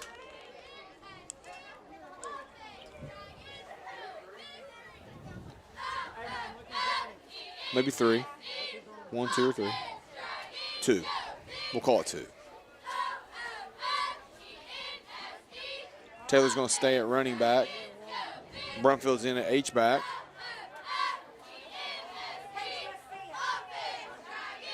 Ward's going to take, give to Taylor. Good cutback by Touch Taylor. in the backfield, but he's going to have some room. Oh man, they called something in the middle of the field there. It's got to be a hold. I know Coach Cunningham. I know the fans are wanting it. They thought it was a legal block, and the official threw the flag. We've talked about this before. You're up 27-0. South Point's 0-3. You don't get calls in this situation. Yeah. They don't give you calls here, and that's not. I'm not trying to take anything away from South Point. That's just how sports are played. Like the team that's winning big doesn't get calls. I'm not saying that call always happens there, but I'm saying like if a flag's thrown, it usually goes against the team that's up 27-0. So 3:01 to go. Fairland 3rd and 8 now from their own about 10-yard line. Looks like we got a guy lined up off sides. So now it's going to bring up a 3rd and 3 for Fairland. That's going to open the playbook way back up. I think you were definitely in a passing situation. Now you maybe could do both. So I think maybe one of the linemen was lined up off sides.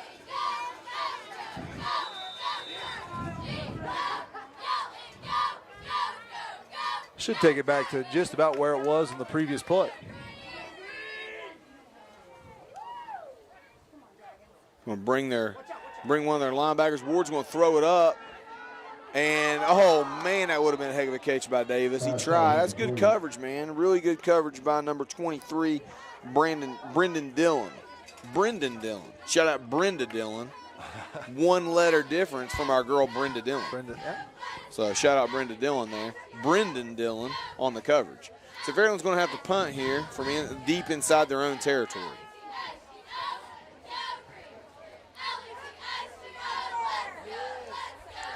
And Turner's going to be the deep man to receive this one. Again, we've seen Gavin take off close to his own goal line before here, so that's something South Point needs to keep in mind. Gavin has a little YOLO in him, like he'll just do it.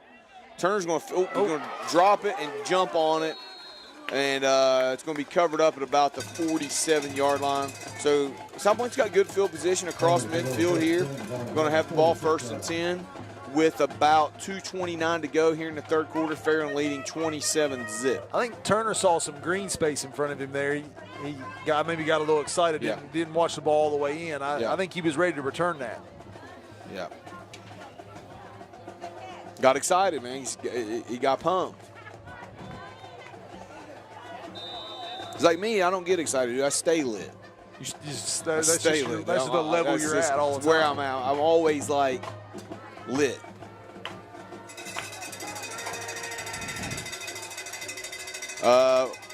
Looks like Wong again. Brumfield in the backfield.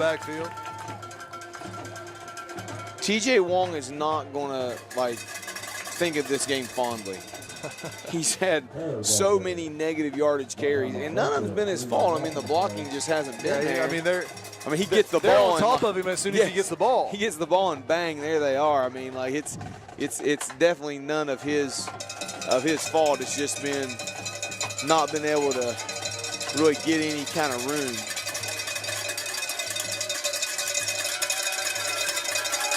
Pitch outside here to McAllister, one-on-one, and he's going to pick up a couple yards. Going to bring it back to about their original line of scrimmage for South Point. So now it's going to bring up a 3rd and 10. The real AP Austin Porter checking into the game for Fairland. 4-yard gain brings up 3rd down and 9.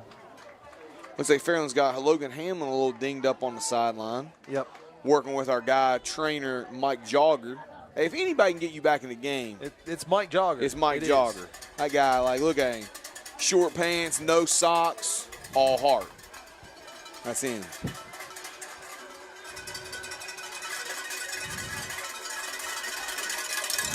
Third and 9, 1 minute to go here in the third. Pigram in the shotgun, receivers both ways. Timeout. Coach Davis from South Point with 1:02 to go here in the third quarter. 27-0 Fairland leads. We're going to take a 30-second timeout.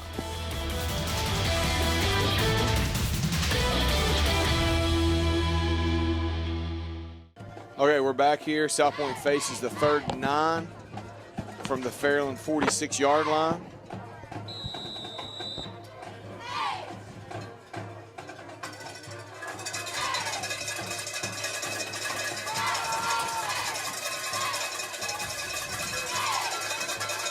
We're gonna pitch it. There ain't nobody there though. He looked like he's gonna throw it, but there wasn't nobody out in a route. You know what I'm saying? Like he stood up like, hey, I'm gonna throw to somebody, and those dudes were blocking. I don't know if number 13, Alex Lambert. I don't know if Cody Brandt was maybe supposed to come across the field. That's a long way to go, man. Like with the kind of pressure that Fairland's gotten to try to get that. I think you might be able to pull that off on Madden. Maybe. Depends on who your quarterback is. So South Point looks like they're going to keep the offense on the field here. 4th and 11. They're going to go into the quarter. We got 11 seconds and counting here to the fourth quarter. Over under, how many guys put up 4 fingers? I'm going to say 30%. You got to give me a number, dude. Like, give me a number. 30 is a number. I'm going to go 5. There's one. There's Josiah. Who else? Seen South Point guys over there? Just one. One guy, Josiah. Shout out Josiah Wyrick. He's like, let's go, fourth quarter. Everybody else is like, whatever. Is that not? It's a thing still, right? I don't know. I don't know. In my heart, it's still a thing. Yeah. Looks like we got, speaking of Lambiot, we've got Joe Lambiot down there looking at Logan Hamlin right now. We'll talk about a guy that does a lot for our school and our sports programs. Joe Lambiot goes above and beyond to really help our athletes. Yeah, he does. I mean, and like, he definitely deserves recognition for what he does. And I think Joe loves it, but we really love him and really appreciate all that he does. And we can, anytime we get a guy or girl injured, you know, Joe is more than willing to, you know, help us out and help that kid out. So South Point looks like they're going to keep the offense on the field for the 4th and 11 from the Fairland 48-yard line, down 27-0 to start the fourth quarter. 3 receivers down here to the bottom of the field. We haven't seen this formation yet tonight. Pigram's going to throw it out to 13. Going to throw it deep, and Hunt tried to make a play on the ball. Again, that would have been, like you said, probably better to miss that one.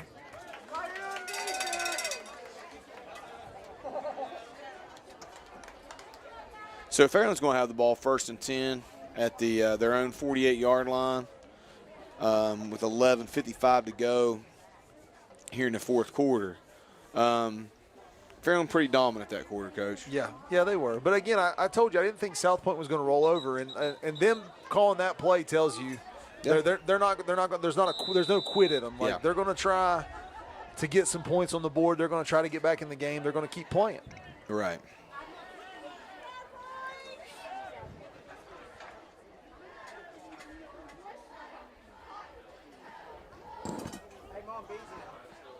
Just got a text from our boy Ronnie Canterbury. He says that life is the fourth quarter. Oh, nice.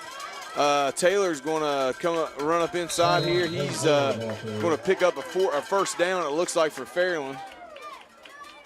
I do want to say this. You know, we're late in the game. Looks like Fairland's controlling it. South Point's been through a lot of coaches and a lot of turnover. And for whatever reason, like whether they've soured on a guy, expectations were too high, too soon, whatever the case is. I can tell you what, our coach on our sideline, Melvin Cunningham, first year at Fairland was 0-10. And I'm really glad we didn't turn our back on him. Yeah, absolutely. Melvin's done a great job with this program. I'm really glad that he's our football coach now because I feel like we have one of the better ones. I say that to say this. You know, South Point, you're not going to turn it around in a season. You know, like you've been bad for a long time. And right now you have better numbers than what you've had in a long time. Something's going right down there. Like something's going right. These guys haven't quit. These guys are playing hard. Like, give this guy a chance. If he wants to be there, he wants to have a chance. Give this guy a chance. I really feel like he deserves that. Like, these kids deserve an opportunity to play for a guy that has an idea about what he wants a system to be and lets him roll it out year in and year out. Has an off-season program, that kind of stuff. So please, not that you're ever going to take my advice, but I really feel strongly that, you know, Coach Davis deserves the opportunity to get the thing going in his direction. I know that Fairland's lucky and fortunate that we didn't turn our back on Coach Cunningham when we were winless. Yeah. And we have a coach in Coach Cunningham who is involved in every level of our program here. He's here on Saturdays during youth league, screaming and yelling and cheering for the kids, and he's a person the kids want to grow up and play for. You know, that's something those kids in our youth league talk about. They want to play for Coach Cunningham, and you know, give Coach Davis that chance to let those kids that he goes and cheers for on Saturday to be able to come and play for him. Let him build his program. Let him develop this offense. Let him develop this defense, and let these kids just grow in the program. I can say that, you know, a guy like Brandon Haynes, obviously know he's a good dude. Darren Baker's on that coaching staff. Darren Baker was a longtime Fairland coach. We know what kind of guy that guy is. I mean, coaches are there, man. Like, you just got to give him a chance. Hunt's going to get another score here from Ward. Short pass to Hunt. It's going to make it 33-0 with 9:49 to go in the game. Marshall on to attempt the extra point. So Hunt's been to the end zone twice now. Yep. After you said he didn't have much of an impact on the game. And then bang, bang, there it is. That's how fast it can happen. You know, Hunt had for his standards, a down year last year. He was all Ohio as a sophomore. Yep. And he comes in last year, and, you know, Max Ward's a new quarterback. Had a hard time getting the ball to anybody last year, to be honest with you. And now he's figured it out. You know, we bragged on Max all year, and Max has done a well of a job. So Marshall's going to tee it up here, and it's going to be right down the middle, good for Marshall. That's going to make it 34-0. I can tell you, I think something else that's really helped Gavin this year is the development of Xander Schmidt, the development of Steeler Leap. I mean, those guys are threats too now. Yeah, it's hard to key on one. Well, we saw like the first game of the season, you know, against Chesapeake. They did what they could to take away Gavin. Steeler scored twice, right? Yeah. Steeler has 2 touchdowns that game, over 100 yards receiving. And we really haven't heard much from Steeler since that game. No, but, you know, the Colgrove game, Xander has 2 touchdowns. 3 touchdowns. Plus he had 2 receiving and 1 rushing. Right. So, and you know, last game, Tevin Taylor has 2 touchdowns. Yeah. And I know you lose Gavin next year, and that's a big loss, but the cupboard's not bare. There's still a lot of big play potential on this offense next year. Absolutely. For sure.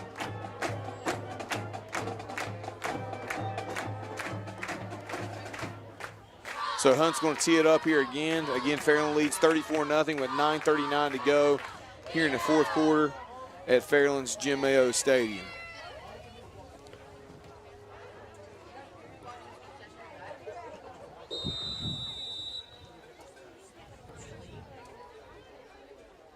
kind of feel like after this kickoff, it might be the last time you see Gavin on the field. Going to kick it to Wong. Wong across the 30. Make a Makes play a good across play. the 40. Going to be brought down by Porter at about the 46-yard line. There's going to be a flag to finish the play. Pretty good. Hey, I just said Wong hadn't made much of an impact, and there he is, man. He had a good run. So I just need to say that you haven't, like, made much of an impact, and then you're going to make it. You're going to kill it. So I got a text here. We shout out Brenda Dillon and didn't shout out, I guess it's her birthday. Oh, is it really? Yeah, so happy birthday, Brenda Dillon. We talk about Ronnie Canterbury and how much he does for us. Brenda Dillon's a huge supporter of ours. Yep. Fairland basketball just in general. The things that she does for us is invaluable, and we are tremendously grateful. She helps in our youth league a lot, helps with our high school team a lot. So we're her most important job, hospitality room coordinator. Yes, hospitality room coordinator for our events. She the chicken and noodles. Oh, Yeah. Oh, absolutely. Shout out Juanita. Pigram drops the pass. Going to have Brant. Good gain over across the 50-yard line, and going to be a first down for South Point into Fairland territory, about the 49-yard line. Hunt going to come up a little lame there on that hit. Yeah, I'm kind of surprised he's still on the field, to be honest. Yeah, he's coming off. Good call. I don't know why. I don't know if he's just kind of hurt his shoulder a little bit when he kind of leaned in there. I don't know what happened there. 8:54 and counting. South Point 1st and 10 from the Fairland 48-yard line. I formation with Pigram under center. Pigram's going to throw it out here to Taylor on a screen. Taylor's going to reverse field. He's got some blockers. He's going to be tackled out of bounds at about the 40-yard line.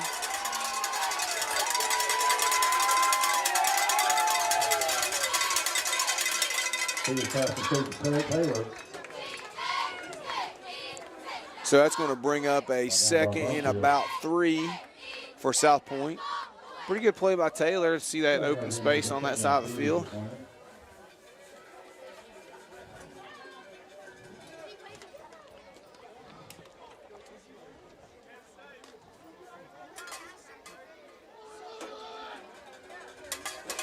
Pigram under center, 2 receivers to the top of the field, I formation. Pigram's going to pitch out here to McAllister. McAllister's going to cut back, stiff arm Barker, run over Jackson, and get down to about the 24-yard line. Really good run by McAllister for South Point. It's going to set up 1st and 10 for South Point at the Fairland 24-yard line. I believe this is the best field position that South Point's had all evening. The closest they've come to the goal line all evening is right now. So let's see if they can cash it in with 7:30 and counting to go here in the 4th quarter.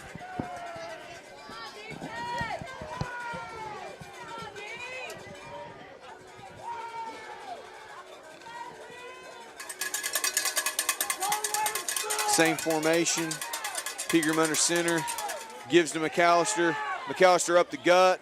McAllister's got room. 1 man to beat. Going to beat him. Gets to the corner. Touchdown, McAllister. 24-yard touchdown run by McAllister. Great run. Great effort by that young man. So that's going to bring the score to 34-6 with 7:04 to go here in the 4th. That was the McAllister special there. That was. He had a great drive there. He had 3 big runs there. Yeah. On that drive.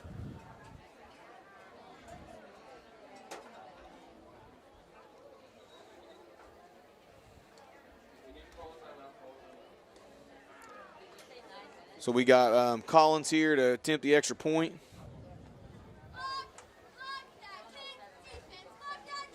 Collins looks like he handles all the kicking duties for South Point. It's going to be straight down the middle and good by Collins. So it's going to bring us to 34-7 Fairland with 7:04 to go here in the game. That's a good drive by South Point. It was. It was. You know, we talked about this with the Colgrove game. The Colgrove game got tight on Fairland. obviously, like, really tight. But we were impressed by the fact that Colgrove didn't quit in that game. They're down 28-0. They don't quit. South Point hasn't quit either. No, they haven't. So, again, I love to see that kind of stuff. I love to see guys fight. Like, obviously, we all want to win, but you build your character, who you really are as a person whenever, like, things aren't going your way. Who are you when it's not going great, you know? And it's just been great to see. You know, I think maybe some of these kids with the events of the past, 7-8 months realize all this can be taken away from them, overnight. So they need to enjoy every moment of it and play every play like it's their last. Yeah, I know. I saw my daughter posted on Facebook. My daughter's a senior here at Fairland High School, and she posted on Facebook that she was excited to see some Friday Night Lights and see some homecoming stuff, and just kind of like the understanding of, hey, man, I haven't done this forever. I haven't got this opportunity, and she's right. You gotta understand how blessed you are. Schmidt's going to field the kickoff and be run out of bounds at about the Fairland 34-yard line. So Fairland's going to have 1st and 10 at about the 34.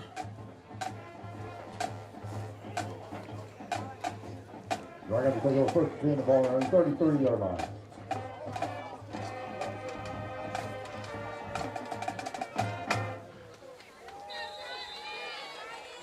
So we're going to have a timeout, Fairland. So we're going to take one as well. 7:01 to go here in the game. We'll take a timeout. Fairland leads 34-7.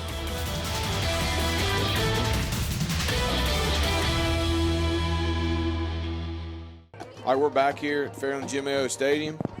Looks like Fairland's going to bring in have some second-string guys. Both teams. Change of the guard, basically. Both teams got some second-string guys in the game. Peyton Jackson's going to take over at quarterback with Garrett Spence, the single setback. Lineup changes all around. We've got, let's see here, Gavin Davis and Bryson Hunt at the top of your screen. And here at the bottom, it looks like Ryan Ward. So we got somebody lined up offsides for South Point. Lined up in the neutral zone.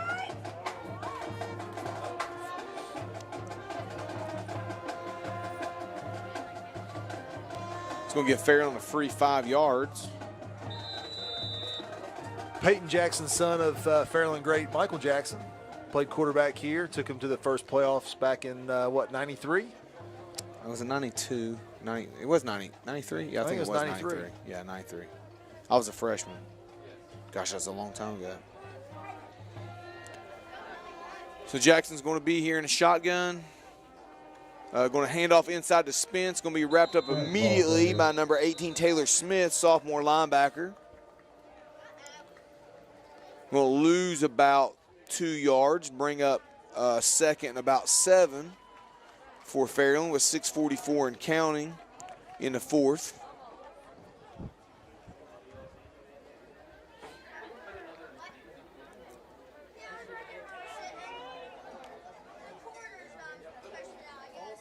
So we got Ryan Ward and Bryson Hunt on the close side. South Point trying to bring the heat, man, and got 2 guys jumping offside, so they're going to give Fairland that lost yards back. They've had 2 offside penalties here. It's going to bring up a 2nd and 1 for Jackson and Fairland.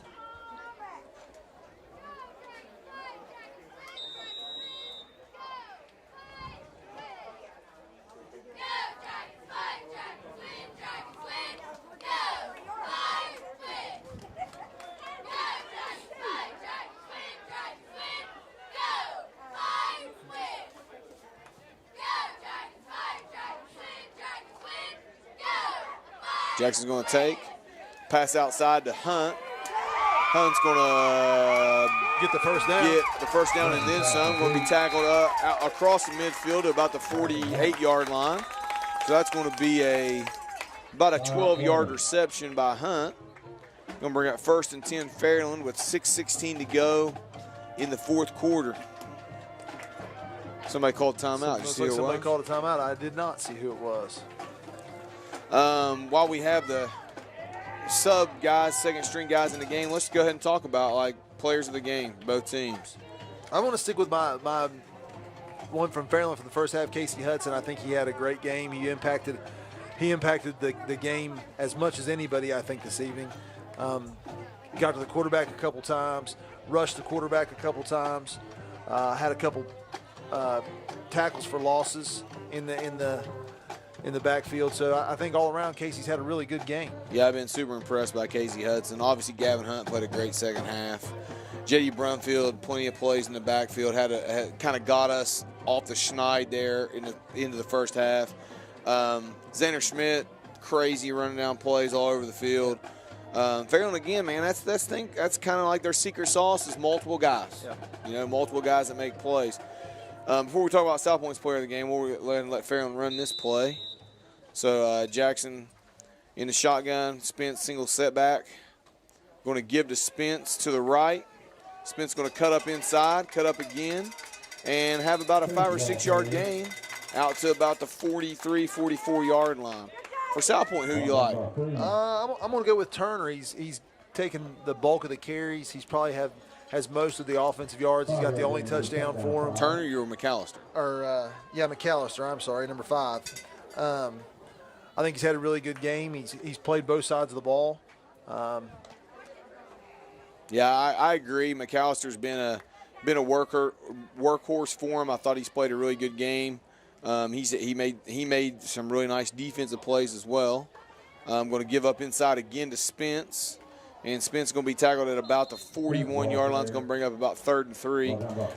I do want to shout out my man Turner though, because he could have blown up Emma Marshall on that extra point. He could have blown her up. Instead, he runs, he puts his hands up, plays it like a gentleman, not going to hit a girl. I don't know if he meant to do that or not, but hey, it really looked classy.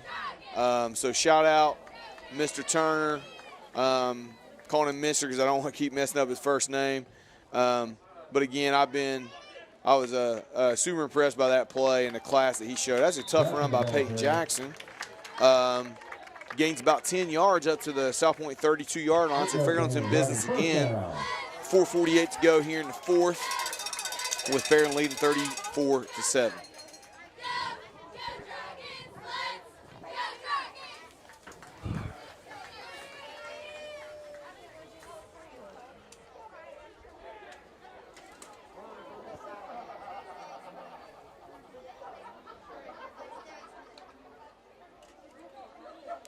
Jackson's going to give to Spence to the left side this time. Spence going to stiff arm a guy, get run out of bounds at about the 30 yard line. So he's going to pick up about 2 yards.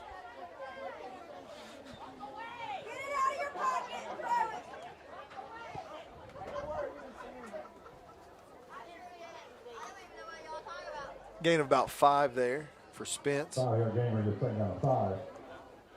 4:17 left here in the fourth quarter. Just got a message from someone that's in Myrtle Beach watching. Oh. And said thank you for the coverage. So thank you for watching and tuning in. We're about to go. We're one person away from being international. We are. You think about it that way. Absolutely. Hunt makes a move. Hunt's got some room, stiff arms a guy, and he's out of bounds about the 10 yard line. This might be our last hurrah this year, man. It might be. Potential of Fairland maybe hosting a playoff game next week looms really large at Gallipolis. If they can get through that one, they got a real good chance to host a playoff game here at Fairland. Yeah.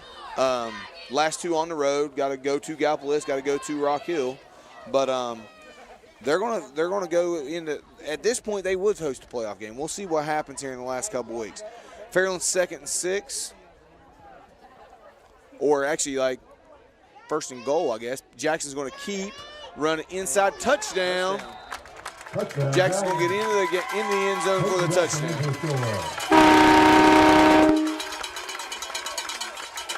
Peyton Jackson's first career touchdown. Congratulations. I hope you score as much as your dad did.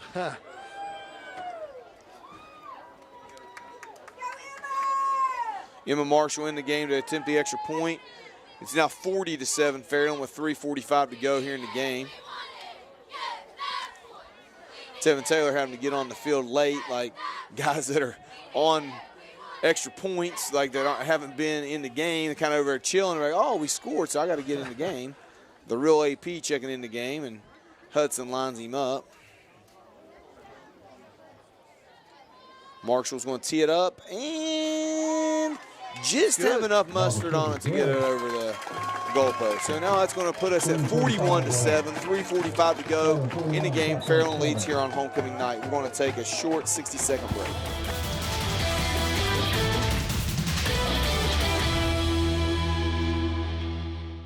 Okay, we're back here at Jim Mayo Stadium. Gavin Hunt's going to tee it up for Fairland, which leads 41-7 over visiting South Point.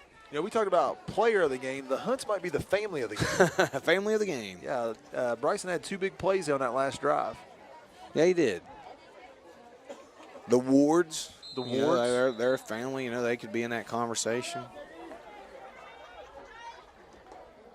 Hunt's going to kick it short. Oh, man. I know they didn't even mean to do that. But it worked out. It hit a guy, hit an up guy, bounced right to a Fairland guy. Fairland's going to recover and have the ball back.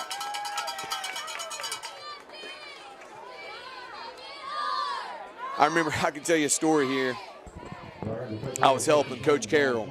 2012, we're at River Valley, and we're up big.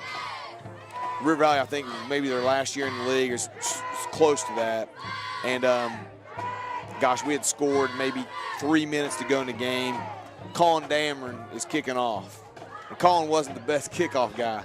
He comes up, it's grass at River Valley. If you've ever been to River Valley, it's grass. Anyway, he comes up, man, he kind of trips and barely kicks the ball. Looks like an onside kick. They recovered it, they got the ball, whatever. End of the game, man. Like their coach comes out today, he's ready to fight. I mean, he's thinking, you know, Coach Carroll tried to onside kick against them, you know, up 30-some points. And that wasn't the case. Obviously, those of us on the sideline knew what was going on. But for anybody like, you know, maybe on the other side or in the stands, they're like, man, what's Fairland doing? You know, why are they trying to run up the score? You know, they're up 30 points here. And, you know, obviously that situation, Gavin doesn't mean to kick it to, like, and drill an up man.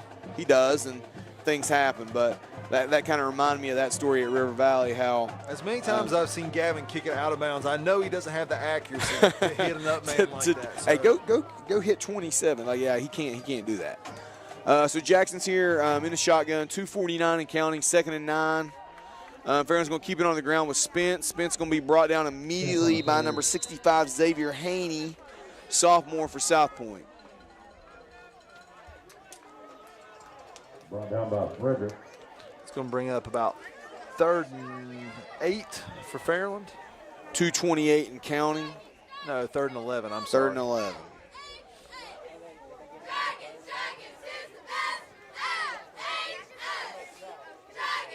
It's always good to win your homecoming game. And it was nice to see they had a homecoming court. I know there's no homecoming dance. I guess that's been a controversy this week. Yes. Health department kind of shut down maybe what some parents had planned to try to do for kids. Jackson's going to drop deep and throw to, oh, what a catch! Gavin Davis. What a catch by Gavin Davis, in for the score. 50-yard touchdown pass to Gavin Davis.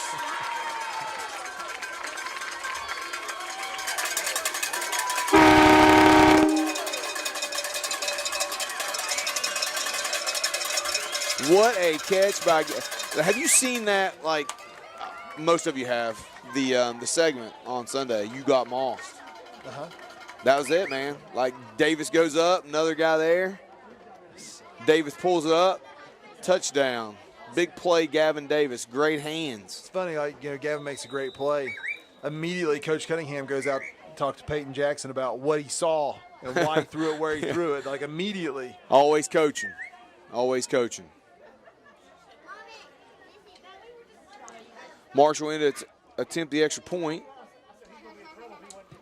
And it's going to be right down the middle. Good for Marshall. So now it makes it 47-7.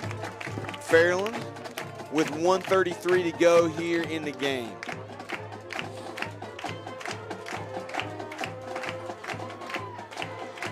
Good night for both teams from a standpoint. Everybody got in the game. Unfortunately, it looked like Fairland might have one that's hurt a little bit in Logan Hamlin. Hopefully, he's not too hurt. Maybe he'll get to play next week or week after. We'll see what his prognosis is. Did Jackson ever return to the game for South Point? I don't believe so. That's a good point. I don't believe Jackson ever did return. I don't see him sitting over there, but I don't know if he returned or not. Hunt's going to tee it up here again for Fairland, which leads 47-7 with 1:33 to go here in the game. So what started out as a 6-0 game with 5 minutes to go before halftime has ballooned into a 40-point loss for South Point. Yes.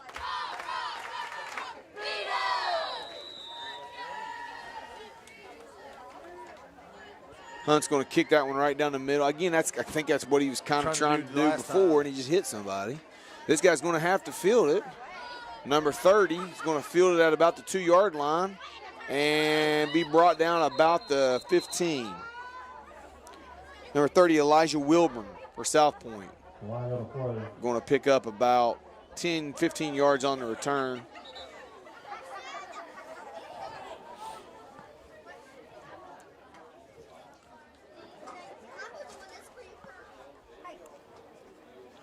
Flag out here. We'll see what the call is.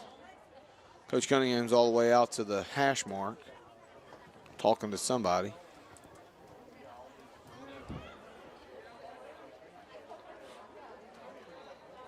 Let's see. She's still trying to coach his young guys. It's a good learning experience. Not a whole lot of freshmen ever get into Friday night football games. No, not too many of them. And for these guys to get half a quarter, that's huge, man. That's one thing that's kind of interesting about Southern Ohio football is most times the rosters are so small that everybody gets to dress on the varsity. Yeah. So in games like this, they do get opportunities to play. Well, and then lots of times, you are so small that, like, some teams, like your JV roster and schedule is so slim, like you're dressing varsity, but you're really not ever playing that much because you may or may not have a JV game on Monday. Right.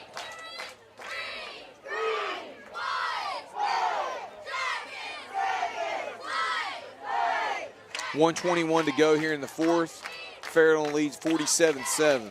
South Point's going to have the football on their own 7-yard line to start the drive. You know what that penalty was? It must have been against South Point. Quarterback's going to be number 8, sophomore Jordan Ermlovich. How would you say that? Marlovich.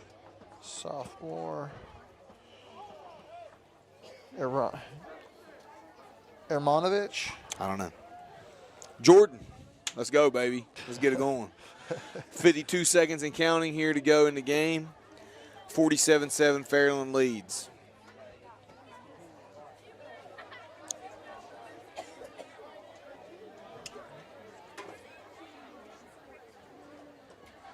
Jordan's going to give it inside to, I think, I couldn't even tell from here. Got used to the other guy's numbers. It's going to bring up a third down, 25 seconds to go here in the game. 20 seconds. Play clocks are off.